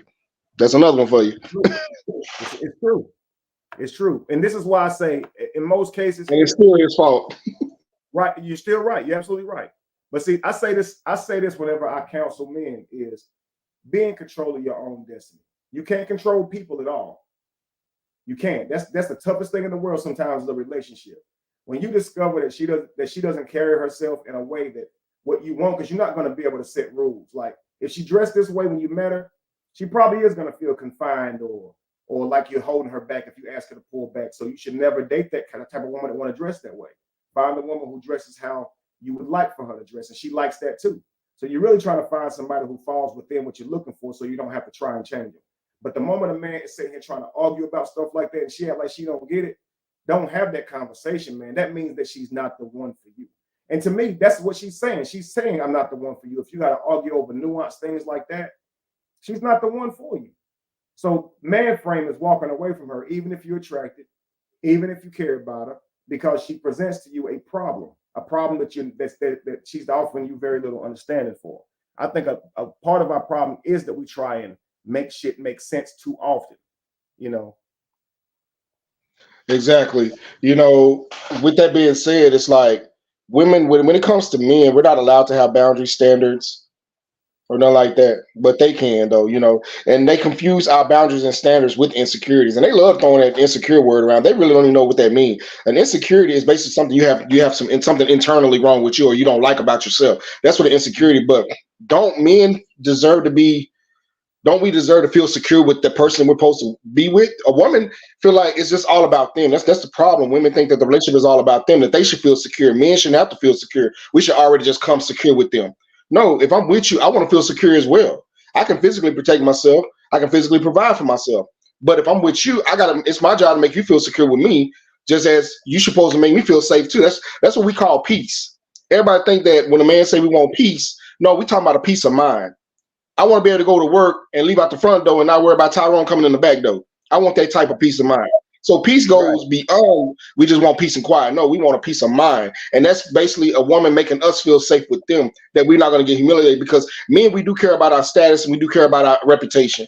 If we were the woman that's known, that's why men be like, oh dang, you with her? Oh man, we used to run trains on her. A man would get so offended by that. You know what I'm saying? Because it messes with our reputation, because women need to realize what they do in their past can affect their future. Absolutely. That statement right there about that statement when you first started off, that it sounds like something I had said word for word, brother. So I definitely agree, 100%, man. We owe it to each other that to reassure them with our actions. That's why I say actions speak louder than words. Words don't matter, man. I can tell you, ladies, this: if you can show this man that you're loyal to him, if you can convince him with your actions that you ride or die, it's only you and him. It's almost like you empower him. That inspiration makes him more powerful, gives him more energy, gives him more ideas. This man will aim to give you the world because he trusts you. A man who's worried about or concerned with your behavior, and if he can trust you, trust me, he's not going to be as inspired to go out and conquer the world for you. So I always say it's your nurturing, it's your reassuring, it's your proving of your event that you're committed to that man is what gives him his strength, and that's your superpower. And you should take every opportunity to prove to him that ain't nobody got your attention but him. So if you at a concert, you should be trying giving extra effort to show him that you're not interested in this singer. That's why you should look at him in the eyes. You see Usher right there, you ain't got to be over there acting like that. Refrain yourself. Listen, man, you know, us as men, we're gonna see some beautiful women walk by us. We're gonna go to concerts. We're out to, and if you're a man and you're not considering your spouse, that's completely wrong too. So this is not a one-sided thing, guys. But I think for the most part, we're not hearing where men are simply just disregarding their wives and acting any kind of way. You see what I'm saying? Looking any kind of way, look like staring at women. We try to refrain from those types of things. That it don't matter how beautiful she is. We'll look away. We'll look down. We won't, embarrass you or make you feel uncomfortable. Because we know if we're doing that, people might see us looking at other women and think that we're not trustworthy. And that makes you look bad as our wife, right? The woman may see him looking like that and think that she can have him. It makes the union look weak. You understand? And so we should be extra accountable in those areas. These people got one life. You got one life to live. You asking them to spend it with you. Why would you not give your all to make them feel secure, to make them feel this peace that this brother's talking about? It goes hand to hand. Because we're automatically, this is the thing. None of us was really taught, because I'm 80s, but I'll be 40 in June. I'm 39. I'll be 40 in June, man. And I look back on my childhood, and when you look at how they groomed us to be workers, providers, and protectors, the girls were groomed to just be like princesses and play with dolls and stuff like that. But they never taught us the dynamics and what it takes to build and to create a foundation and build a strong structure for the relationship. We were not taught that. Now, we had glimpses of what black relationships were. We like Family Matters, the Cosby Show, and all these other shows that show black marriages, but they never show what it takes to keep that marriage. Do you think Claire Huxtable would have got up on stage? There's an episode. I'm gonna be brief. There's an episode where Claire and her sister was at a bar, right? And this guy, saying, hey, asked the waitress to say, hey, send these drinks over here to them. You know what I'm saying? She looked very nice. Claire said, no, I'm good. I'm good. I don't want the drink. That's the type of women. We don't have those type of women no more. When Claire Huxtable turned that drink down, I look back because I saw the episode, because I work at a VA clinic. I'm an officer at a VA clinic, and I saw it on TV. I'm saying, where have these women gone? Claire Huxtable clearly turned that dude's drink down. Nowadays, oh, you buying me a drink? Oh, yeah, he got money. Yeah, you know what I'm saying? Go ahead. And now you have to explain that. If you're not interested, turn the drink down. That offering you the drink is the offer. Turn it down simply because you're not interested. Don't take the man's drink. Turn it down. It's like you have to explain these things. Now, like, why can't I just simply take the drink? Like, come on now. I want to answer this though. Belinda Gaddy says, well, Kevin, nothing personal. But how do you think people feel about you having two wives? It's your situation, right? Not theirs, correct? Just trying to understand what's right or wrong. Relationships are about the people in them, Belinda. And so what I'm talking about is how people react once they have established a covenant with each other. Um, so whether I have, one wife or 10, really, if we're not out here disrespecting our covenants and vows, then this is where it falls within the right or wrong. The relationships that you come to agreement with, whether that be poly or monogamy or whatever the case may be, it's not wrong because it's you guys agreeing and you know exactly what you're doing. And people may have a problem with it, whatever the case may be. That's really irrelevant.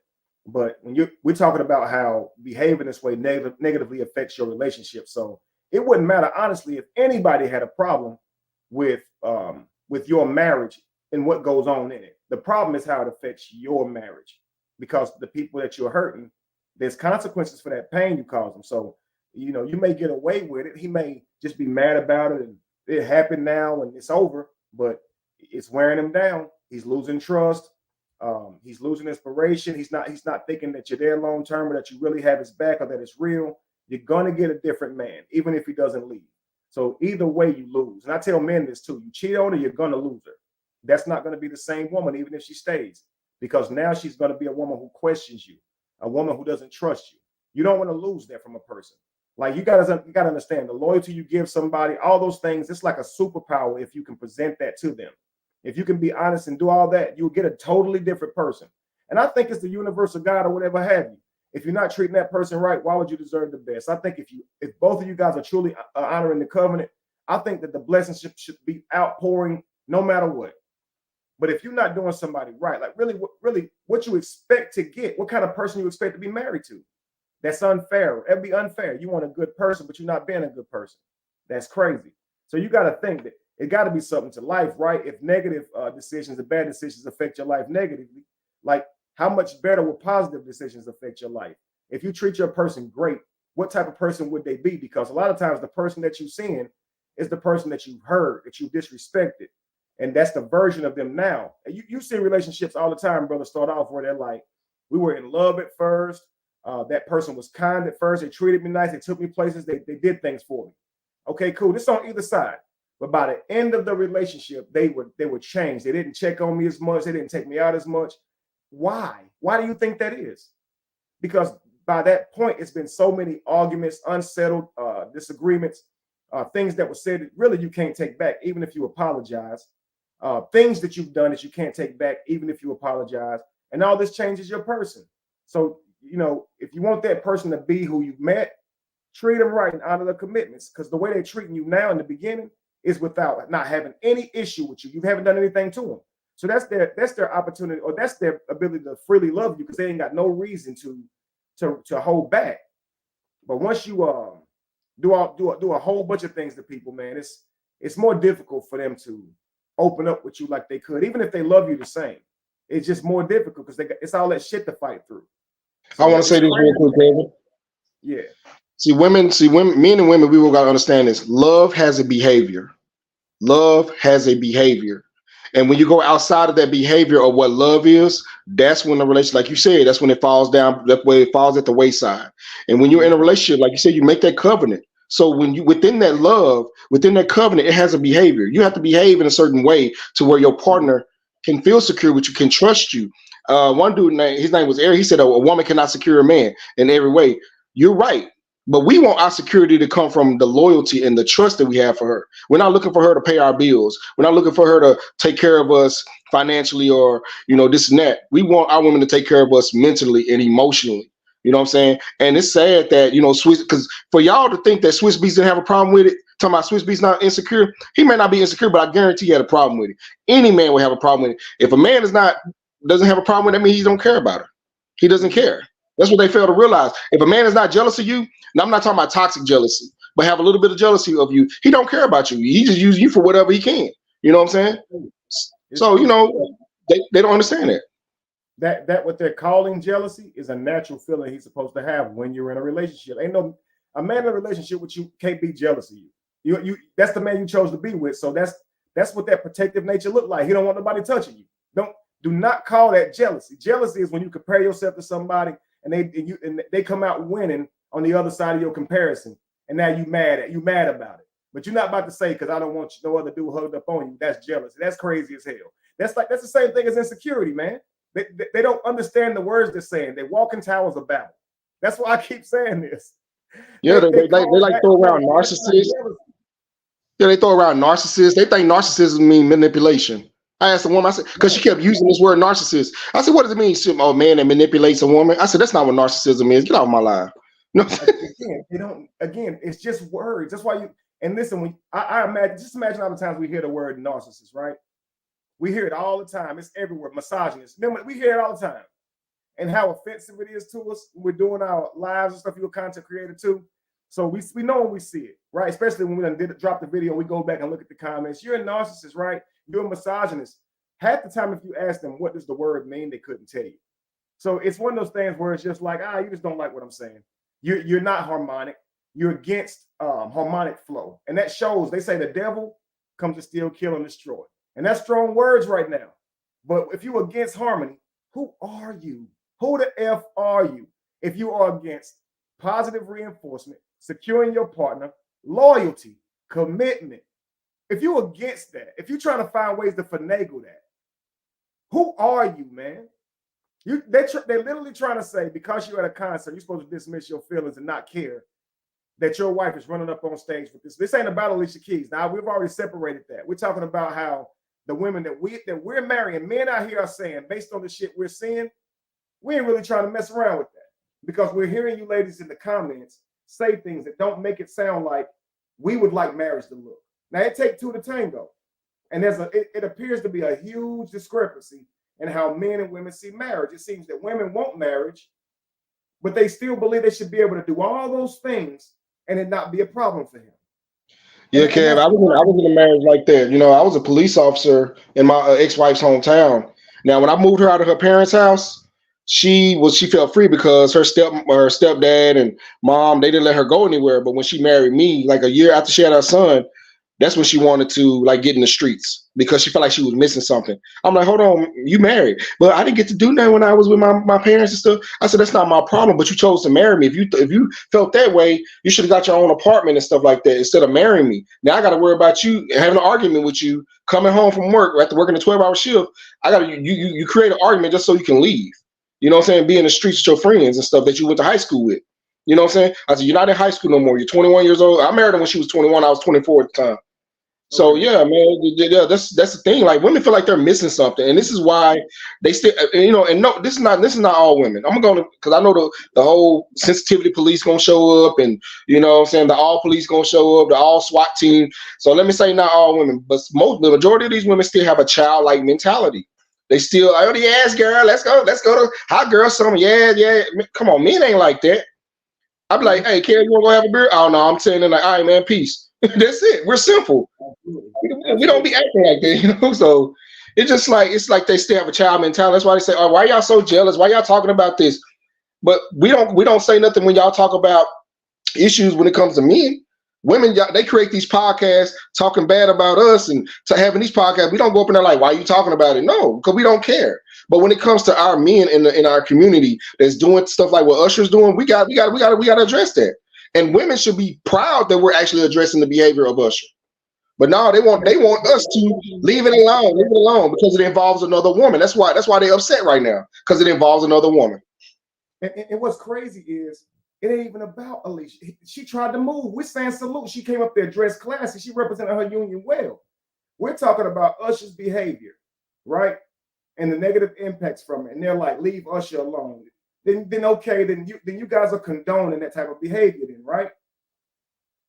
So it's unreal. I got this word right here. It's called neurotic, and women are more neurotic, they say, than men. And I don't want to just throw a word out there without you guys understanding it. So I'm going to read it not from my own description, but from theirs. Right? Neurotic means you're afflicted by neurosis.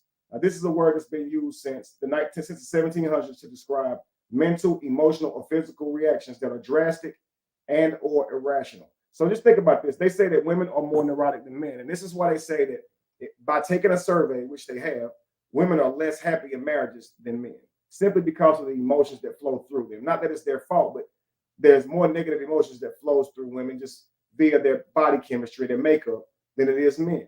And also, like you said, Disney and all these different childhood shows really polluted our mind. Different phrases we say, things like happy wife, happy life, and there's many more that we've adopted over the years, and they've really infiltrated our world with these types of things that make marriage to women feel like it's about women, when really it's about a family and legacy. And so they are expecting something totally different from relationships and marriage. And so it's really sad because the way they see relationships is not healthy for a family dynamic and the child and all. So a lot of them look at the marriage as a way of the man's finances in a marriage as a way of lifestyle, but that is for the inheritance and providing for the family and creating a way for the family, you know. And so a lot of times, if the money ain't there and she can't live a certain lifestyle while being married, all of a sudden that's a problem. You understand? Or the expectation is that it should be a certain way. He's working a lot to earn the money. I've seen women weaponize a man's job, cheat on him because he works too much. Like his sole job is to protect and provide. That's his main job. And he does that too much. And so you cheated on him. I've seen it. And this is not about women. It's about loyalty. It's about commitment. Because I've certainly seen men run off to work and make a pit stop before they come home, or cheat with somebody they work with. When you're disloyal on either side, it affects your partner. I once said this, man. Tell me if you disagree.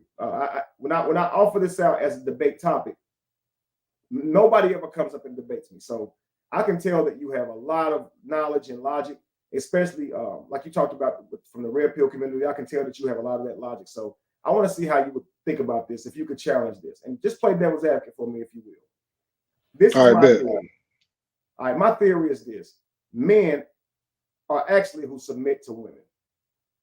As we are the strongest of the two, we get down on our knees when we marry them, making ourselves, when we ask them to marry them, even though we're stronger, we're making ourselves shorter than them to present that we are submitting ourselves.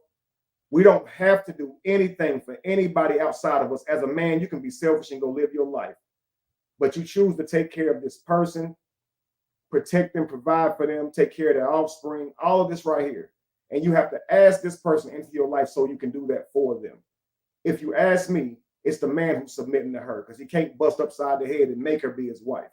So what I say is this: men and women, please understand this. Because of this theory, what I'm saying here, she's more like a horse jockey, right? The horse is stronger than her, but it's the horse who's actually submitting to her. But in order for her to get the horse to do what she needs it to do, she can't bully it because it's stronger than her. She can't make it because it's stronger than her. She has to love it. She has to feed it. She has to stroke it. And if she can do that, that horse will take her anywhere in the world. Men cannot expect to find a woman that get on her knees, ask her to marry him, and take care of him for his life. But a woman can. And so if you can get another person to go take care of you with their life and protection, I would say they're submitting to you. What you got to say, brother? Yeah, man, that's basically how it was in my marriage. I didn't realize this, at the age of 24. I didn't realize that I was basically like getting on one knee and standing like, beneath her, because at the wedding, at every wedding, the man is still not on his knees. So I don't know who invented that concept of a man getting on his knee, proposing, proposing to a woman, looking up at her, because women are supposed to look up at us. We're not supposed to look up at them. You know what I'm saying? So to me, that is symbolism of, that is a sign of submission. Symbolizes a man being submissive, because a lot of men don't realize that when we're afraid to voice how we feel in a relationship, is because that's an insecure man. A man that doesn't voice how he feels in a relationship is an insecure man. You know what I'm saying? And he has to, and a lot of men, we have to, like what you said was, what I'm taking from it, excuse me, is that sometimes we have to walk on eggshells, because we started off in that submissive state by proposing, get down on one knee. We are that jock horse and stuff. So that's why women can weaponize sex. Like, I can come home, baby, I want to be intimate. Oh no, my head hurting. And we like, okay, you know what I'm saying? We don't say, oh no, man, I ain't even, we ain't even do this. But a lot of men don't know where they stand in relationships now.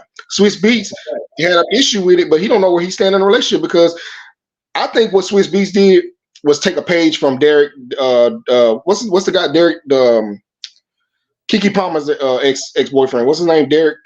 Yeah, Darius. Darius, yeah, he took a page from, because if Swiss Beats really put his feelings out there, yeah, the sisterhood would have came from him. But back to your point, man, I totally agree. I totally agree with you. Go ahead. Hold our relationship because they give us fake outrage. We can't address certain issues in our own ship, in our own families, without the community saying you don't have a right to correct your own family. It's mind blowing. So a man got to think strategic.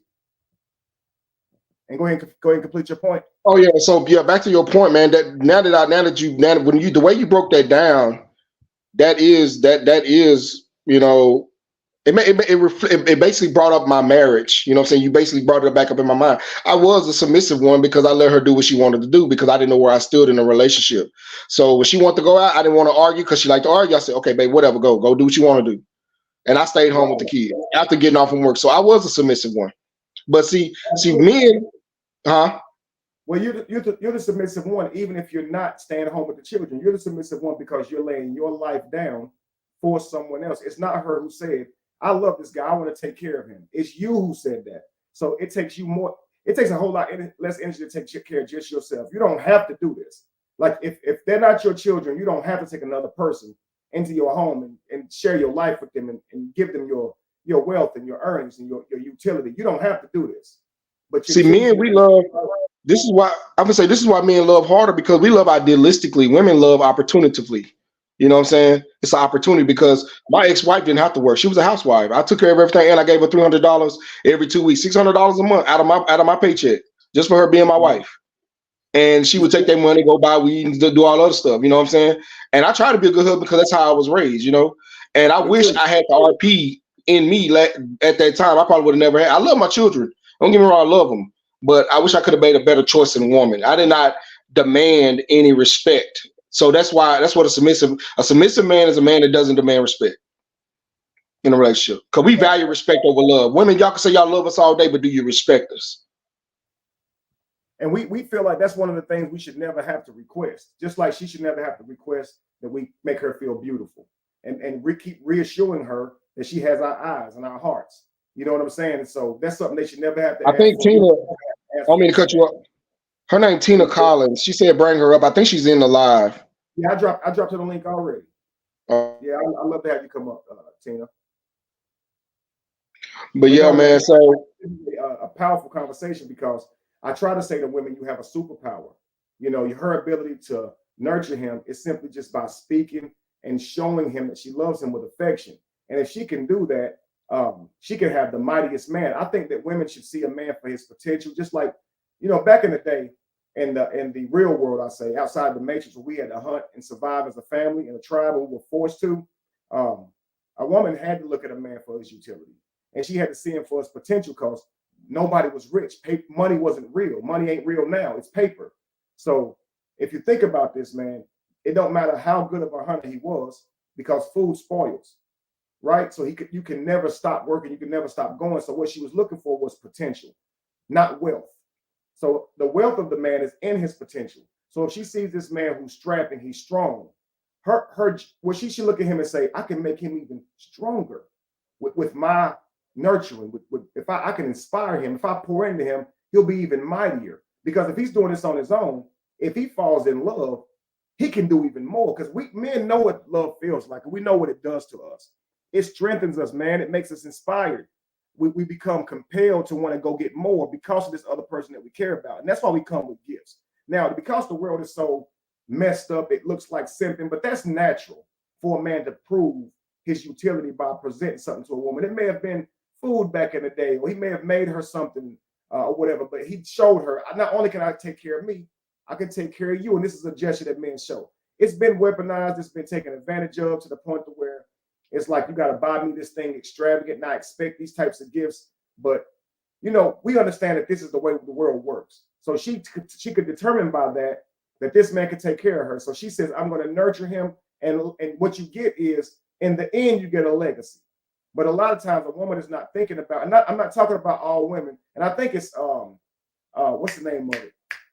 It's going to come to me, but it's a podcast. It's a show. It's a channel that says, I'm not talking about all women, even though it feels like it. So mind you, Anthony Spade. You talking about Anthony Spade? Anthony Spade. Yeah, he always says, I ain't talking about all women, even though it feels like it. Okay. So shout out to Anthony Spade on that, because we're not talking about all women. You know, Kevin won't let me come up. I did. It won't let you come up on your phone. Oh, okay. Okay. All right. Maybe next time then. Well, this is the But thing. See, with that being said, when I married my ex-wife, I was so happy. You know what I'm saying? I think I was more happy than her. So when I went to work, I was like, man, and I'm putting my life, I'm a police officer, right? So I'm putting my life on the line. When I was into Christianity, I was praying to God, protect me and all this other stuff. So I can come back home to them. And it was good for a whole year. That she had my son, we was good. But then after, when my daughter came along, that's when things started going downhill. Her friend moved back to Texarkana. And hey girl, let's go. Blah, blah. And then the first time she had me say, hey babe, Antoinette back in town. Can I go with her? We gonna be all right. And I was like, well, shit, I'm a police officer. So I know my cop buddy's gonna watch her out. And I said, where y'all going? She said, oh, we're going to prime time. Okay, cool, prime time. I'll send my homeboys over. Oh, you ain't gotta do all that. Okay, cool. So the first time I let it go, I was like, okay, go ahead and have your fun. But then it started becoming a pattern. And then when I wouldn't let her go out, when I said, no, baby, there was a shooting last time. My officers had told me that, hey, they had to go over there. No, you ain't going out no more. You know what I'm saying? Especially not with your friend. Oh, well, I'm just not going to give you none then. See, women would weaponize their value against us to make us do what they want to do. That goes back to your analogous to the horse, to the jockey thing. See, women will use that value to basically get us to do what she want to do. So if I didn't let her go nowhere or give her any money, I felt like my marriage was transactional. That's what I felt like it was. So in order for me to, because I didn't want to cheat on my wife, I didn't want to cheat. So I would be a good boy and let her go if she gave me some, right? If she gave me some intimacy. But then that's when she lost all respect for me right there. I felt right there when I started doing that. That's when she lost respect for me. So I was the horse submitting to my wife in that manner because I wanted the intimacy. Here's why. Now think about this. Now you guys can answer the question in the comments. Would you want your horse that you're riding, your horse that you choose to win the race with, to need a carrot to inspire him, or would you want your horse to want to win, to desire to win from within? Which one would you like? Because the moment you start weaponizing sex, he may go for, you may seem to get away with it. But I'm telling you, you lose in the end because there's consequences to that. He begins to feel not wanted. He begins to feel like he doesn't turn you on. All these things suck the life out of that man. I'm not joking now. If that man feels like you're attracted to him, you want him, you're not turning him down for sex and things of that nature, he'll be inspired. He'll run fast as he can. But if you dangle your sex like a damn carrot, you're losing. You're failing. I'm telling you now. It's almost like him saying, I'm mad at you, so I'm not going to work. Right? I'm mad at you, so I'm not taking you out. Is that the way to get the most out of you? Let's be real now. He may be trying to punish you or teach you a lesson, but what type of wife is he going to have if he stops producing because he's upset with you? And that's why I was saying, you in this three-legged race and you want to argue. Man, let's get the moving. You got to keep working. Like he said, love is an action word. You got to keep working. We always say, in my union, man, we say love is working together. Love is absolutely working together. The moment you stop actively working together, you have failed out of love. Love cannot just be an emotional thing. We're distorted with that. We call sensations to our body love. So a person can make you feel good inside. That's love. How do they benefit from that version of love? You just feel good. That's like saying the food benefit because it tastes good to you. My brother always says, my brother LaTruth always used to say, I love salmon. I'm like, you don't love salmon, bro. You like the taste of salmon.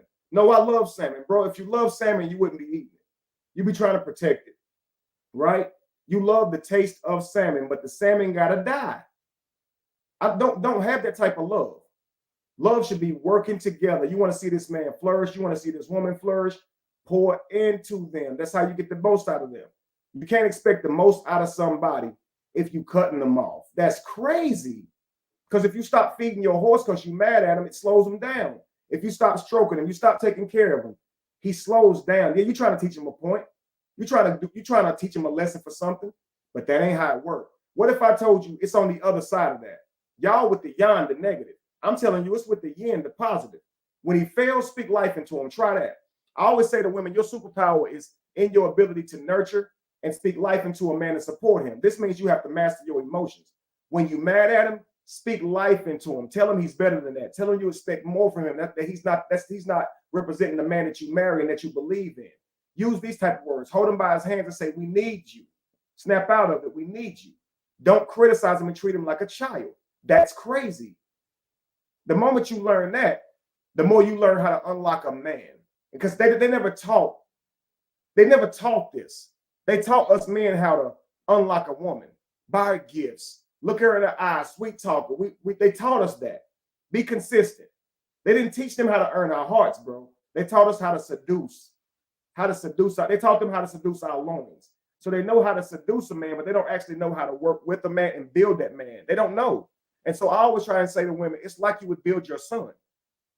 You would speak life into him to get more out of him. That's what you would do. So even when you were discouraged with your son and upset with him, you still got to encourage him. So that's the thing, like, that only weakens him.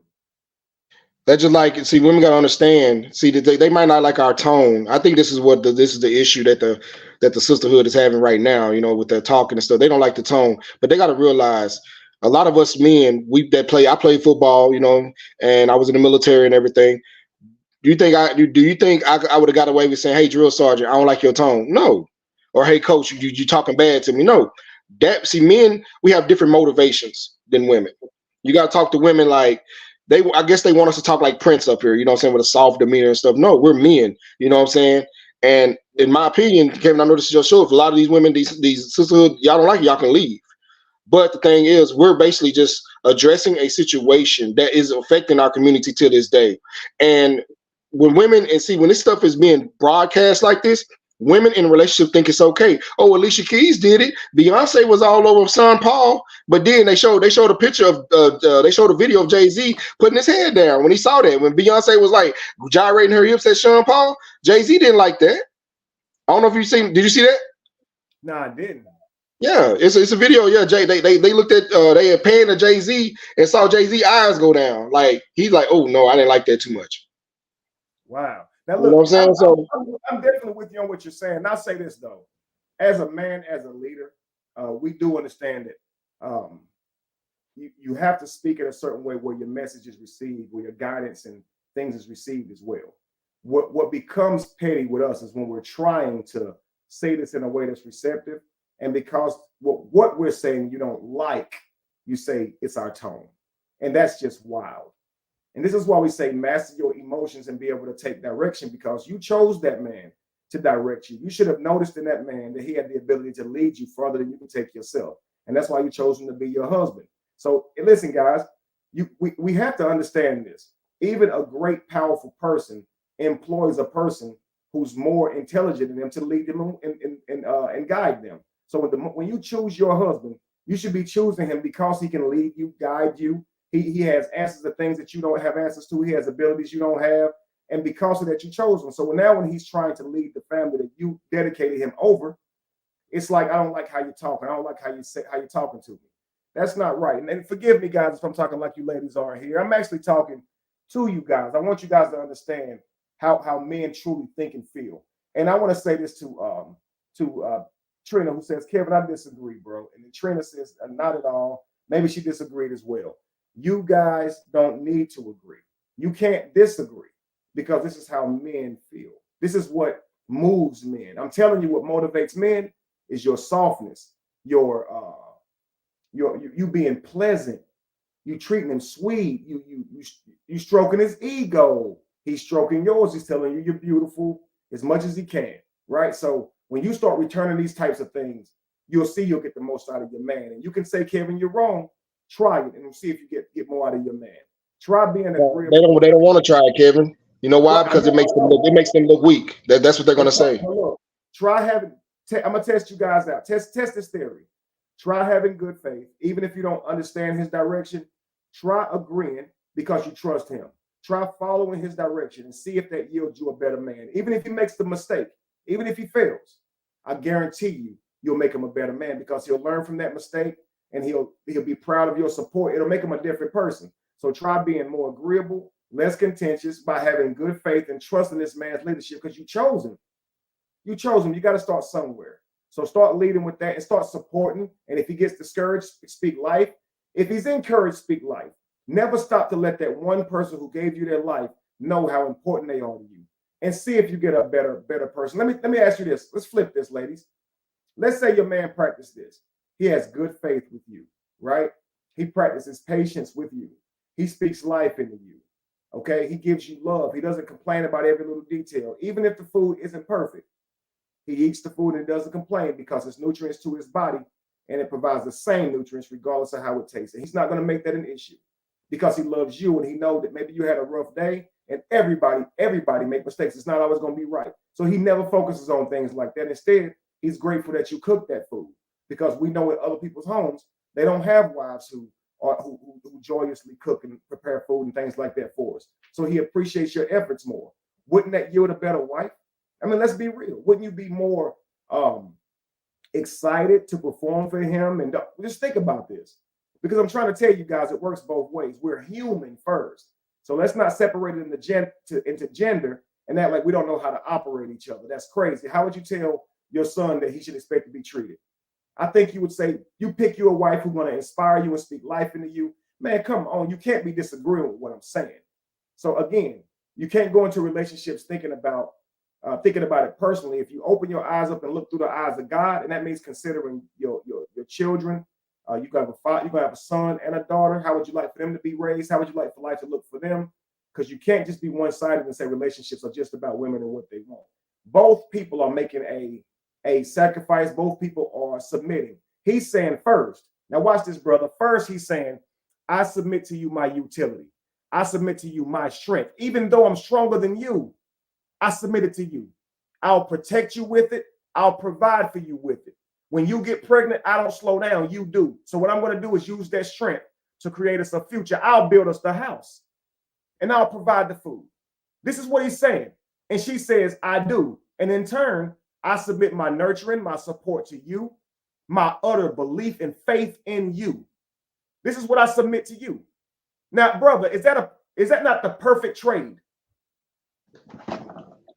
Oh yeah, because look, in trade of your protection, I'll give you my loyalty to never ever be a spy, to never ever speak badly about you to anybody outside of our union. So that's how I'll protect you as well. So we're going to trade protection for protection, right? For your provision, I'm gonna make sure I nurture you. You bring home the food, I'll skin it and cook it so you can eat and have the strength to go out tomorrow. That's how this thing works, man. Right? So when I submit my support to you, this is because you are submitting your utility to me. You put a roof over my head, I'll give you a home. You give me a house, I'll give you a home. I'll make sure that it functions. You understand? And this is what you're saying. That's a hell of a trade. And you give me your strength today, I'll give you my loyalty forever, even when you're weak, even when you can't go out and get it anymore. I will know that you've carried me and my family, my children, and our heritage this far. And I owe that to you as a tribal member to take care of, supporting, and nurturing you still. It never stops. Till death do you part. And that's it. It shouldn't be so difficult. If it is, you married the wrong person. You didn't marry for righteous reasons, man, because it's about a family.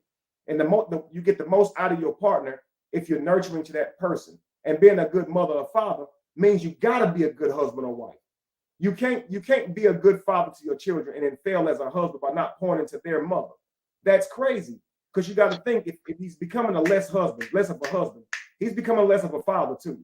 So don't break the person down. Is this making sense, brother? Am I trying to? No, it's making perfect sense. Because these ladies, the sisterhood that have sons, they wouldn't want a woman. I asked one sisterhood, a woman that's in the sisterhood, I said, would you want your son to be with a woman just like you, masculine, combative, argumentative, not submissive, not inspirational? And she didn't answer the question. She got quiet. See, women are not. They're not looking at the bigger picture. They're looking at the now, not the future. This is why women are more concerned with men are concerned with a woman's past. A woman is concerned with a man's future. Mm-hmm. You know what I'm saying? But if his future is not bright now, then she's not going to be with him. But see, this is why they choose the Pookies and Ray Rays, because the Pookies and Ray Rays give them instant gratification, stimulation. You know what I'm saying? The fast life, the excitement. This is why I say most women, not all, but most women, like Anthony Spade said, I'm not talking about all women, even though it feels like it. But those women, that's why the Pookies, that's why they get impregnated by these undeserving men. They don't even deserve them in their youth, you know what I'm saying, in their prime. But then at the end, when they're later on in life, that's when they want the good guy. the manager at McDonald's or the plant manager at GM. They don't want them guys at first. And this is why a lot of women are traumatized because they chose. And see, to their credit, their moms didn't even teach them how to choose men. They didn't teach. So I got to give women a little bit of cushion because they were not taught how to choose the right man. See, my daughters, I got 2 daughters. I got to choose. I'm gonna choose their man for them. If they do bring me a boy, hey, you got to come meet me. We need to bring that back. You know what I'm saying? Even though I'm not with their mother no more, but my daughter has to bring their boyfriend to me. Let me vet him. Let me talk to him. I'm not gonna say, hey man, you're my daughter. Okay, cool. Slap it. No. We're gonna sit down and have a talk. What's your intentions? Because it takes a village, man. And Trina, please rewrite your comment. I don't quite understand it. So please rewrite that, please. But you're right. We should go back to that because, again, how we did things back in the day is showing to be so much better, right? It's proven to be so much better back in the day because whenever that man had to meet your family, your brothers, your sisters, your mother, your father, he's less apt to hit it and quit it. And it shows a lot. If a man ain't got no interest in you, if you say, come meet my family, he's probably not going to do that. Look your father in the eyes and how they have all these conversations about what he wants with his daughter and things of that nature. He probably wouldn't. But I would advise, I would love to go back to that where we have an opportunity to meet this man and give our daughters advice on this guy. Because it's our legacy. We should be caring as much about who our children choose as well. But see, look, you got to understand, we still struggling with choosing our own partners. So you got to think it's so broken that it's so much that needs to be fixed, man. And again, the negative thinking too, you guys are like, but what if he cheats? What if he does this? What if you can't have that mindset. What you focus on expands. You got to have good faith. Choose a man that you trust. Get all that negative thinking out of the way and just love each other, meaning work together. Honor the roles that you take on because they are what lead to you having a great legacy. And Kevin, see, that's the problem. The more you learn to cook, the more you can teach your children. And see, that's the problem, man. A lot of us go in relationships thinking about the end of it. So we already thinking about the relationship not working before we even get into it. And that's why we don't have successful relationships. And that's why women think that being looking seductive and stuff like that, that's enough to keep a man. You know what I'm saying? But that's not enough. It's your character that keeps a man, and vice versa with us men. You know what I'm saying? We got to show that we can provide and protect. You know, go back to what you said. So, like I said, none of us was shown that back in the late 80s, early 90s. I grew up in the late 80s, early 90s, so I didn't see that growing up. You know what I'm saying? So it took me a while, even I'm 39, about to be 40. It took me a while to understand what relationships are, because I did not know what it meant to be in a relationship either. I'm not gonna say I was perfect or the perfect husband. I didn't know how to be a husband either. You know, so. You're right. And look, guys, I'm not going to hold much longer, but I want to leave you guys with a thought, okay? And this is specifically talking to you ladies as you believe I have spoken as if you were not in the room, okay? Because I respect you. I thank you for coming because it's you guys who are going to have to receive and understand what we're saying so we can help correct this problem because we understand there's a clear issue without understanding what we want from these relationships. I'm going to say this to you ladies, and if you are offended at this, I'm going to say this. It's not me that is the problem. Okay, so here it goes. Your sex, your body, your nurturing, your support, these things are worth more than a moment. They truly are. This person can offer you a trip, they can offer you a bag, they can offer you an experience. But your body, your nurturing, all these things are supposed to get you a husband, a partner for life, a father for your children, an inheritance, a legacy. We are selling our birthrights for superficial things, fleeting things.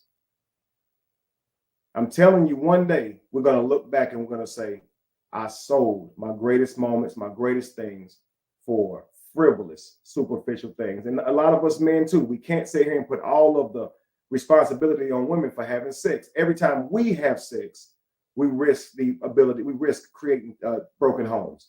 We do. And if we're creating children, they dig into our income family. Even if you're not having children, they dig into your psyche. You become oversatiated. You build bad habits that are not easily broken when you get in relationships. You can lose the value of the women because you juggle in so many. You start to believe they all cheat. You start to lose value in the moments and things of that nature.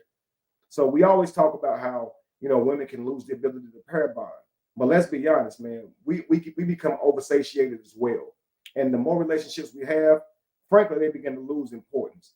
So I think men should be valued not just on his ability to make money, his ability to have a healthy frame, because that shows discipline. He should be graded on how long he can maintain relationships, even from an early age. I do think it's wise for a woman to ask a man on the first date, how long was your last relationship? How long was your relationship before that? Because that shows this man has some type of integrity. He doesn't just hop in relationships and get bored and end them, or he's probably not cheating to the point they're breaking down.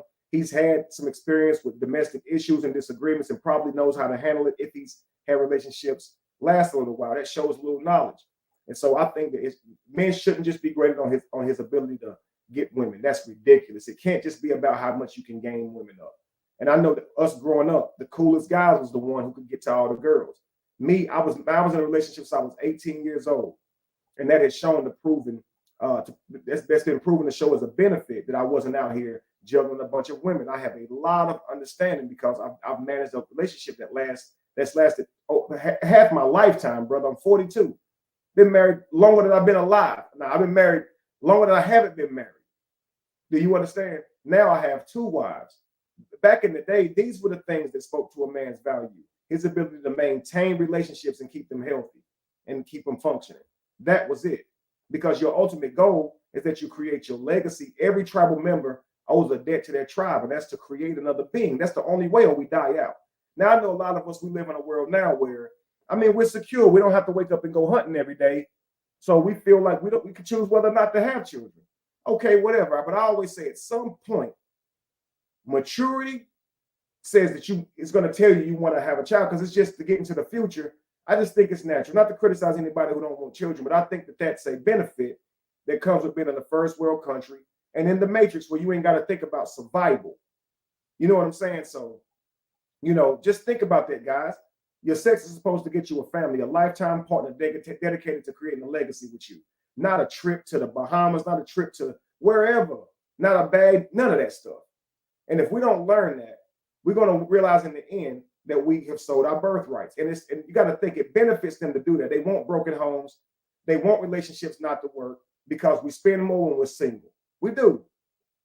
You understand? So, and it's simply for their dollar, for some paper. That's all it's about to them.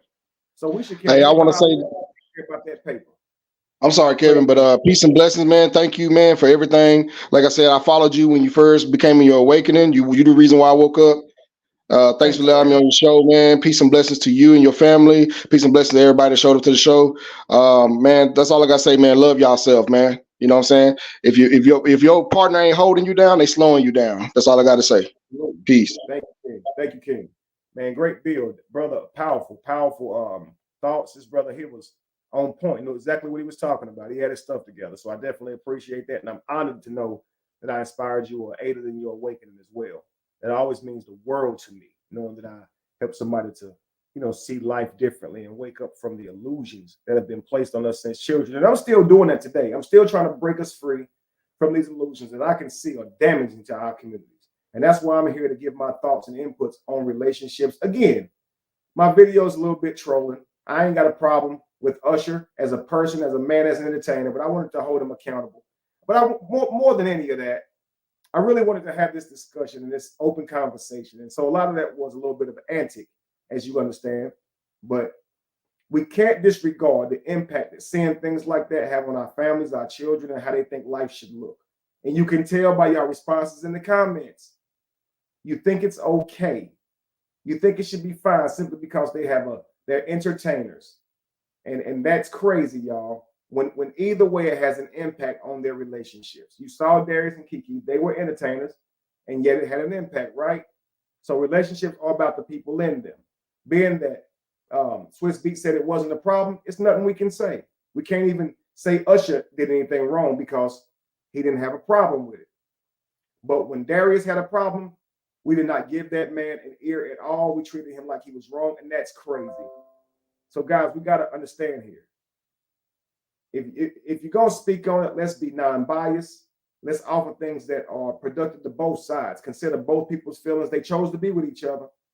So you got to understand, you can't just behave however you want to, right? There's other persons in your life. Like I said, they have one life, and they've chosen to give you that life out of all these billions of people.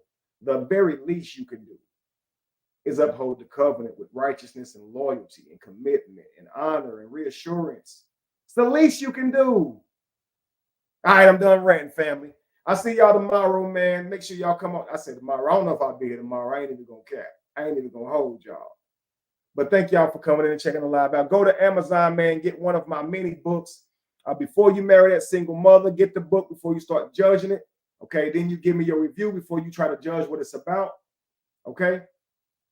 Poly Tribe 101 for anybody out there who are looking to practice poly or to have a healthy relationship, whether it be monogamous at all or all. I show you guys how a tribe managed their relationship back then, and I bring that to today on how we can still use these skills and tools to have a healthy functioning relationship even in this matrix, to make sure that we can keep building legacy. Trust me, it's an amazing book. The Emotional Terrorizer, my #1 seller. Make that your Bible for understanding the red flags that can ruin your relationships, friendships, and all those things. Okay. What's my other one? It is The Modern Family and the Traditional Family as you know it today is a broken home. The modern family and the traditional family, or the single home, and the home with a 2-parent home in today's era is a broken home. You got to get this book to find out why. There are things that we are doing that is still not yielding a positive outcome for our legacy. And I explain why in this book. Imagine being a man, imagine being a woman, giving birth to a family, raising them up until they are adults, and realizing that while you've given your life to raise your family, you don't get a family in the end. It's just you and this person sitting here aging, and you don't see your children anymore. They're not carrying on your legacy. They're not taking over your businesses. They wouldn't let you move with them if something happened and you needed somewhere to go. You're on the outside of a family looking in now because you got older. In a tribe, you were more important as you aged. Your wisdom was valued amongst the community. We've lost that. Older people now mean less to us now. And that's unfortunate because they are the ones who created the family. Let's get back to a holy living, family. Get the book. I promise you it'll change how you see relationships and dynamics and how we live in today. All right. See you guys soon. Be evolution. Be the change that you want to see. No candle loses its flame from lighting another. And if you were to ever find yourself in the middle of chaos, or what's in that chaos that you found yourself, and I'm going to make it easy, family. I'm going to add all of my books to the description in this video, and I'm going to start doing that in all my videos too. So if you ain't got it today, all my books are like $20, around $20 or whatever. So they ain't much. But if you ain't got it today, maybe some other time you can come back and you know where to go in case you forget where to find it. All right, family. But thank you guys so much for supporting the channel. Thank you guys for contributing. You guys were very active today. I definitely appreciate that. All right. Share the video. Let's get those views up, man. Let's get me in the algorithm. Y'all know I'm talking about something. Y'all know I'm just a small guy with a big voice and big ideas, you know. So there's another brother too that I always say, give me that HBO special. Give me the Help a Brother Out special. Hit that like if you're here. And after I end this video, come back and leave all those same comments. So everybody, remember your comments. Come back and comment on the outside of the video at the bottom, and then leave it on the outside of the video at the bottom so people can come and see y'all was here and they can hear some of y'all thoughts, okay? See y'all soon, man. Thank y'all so much. Peace.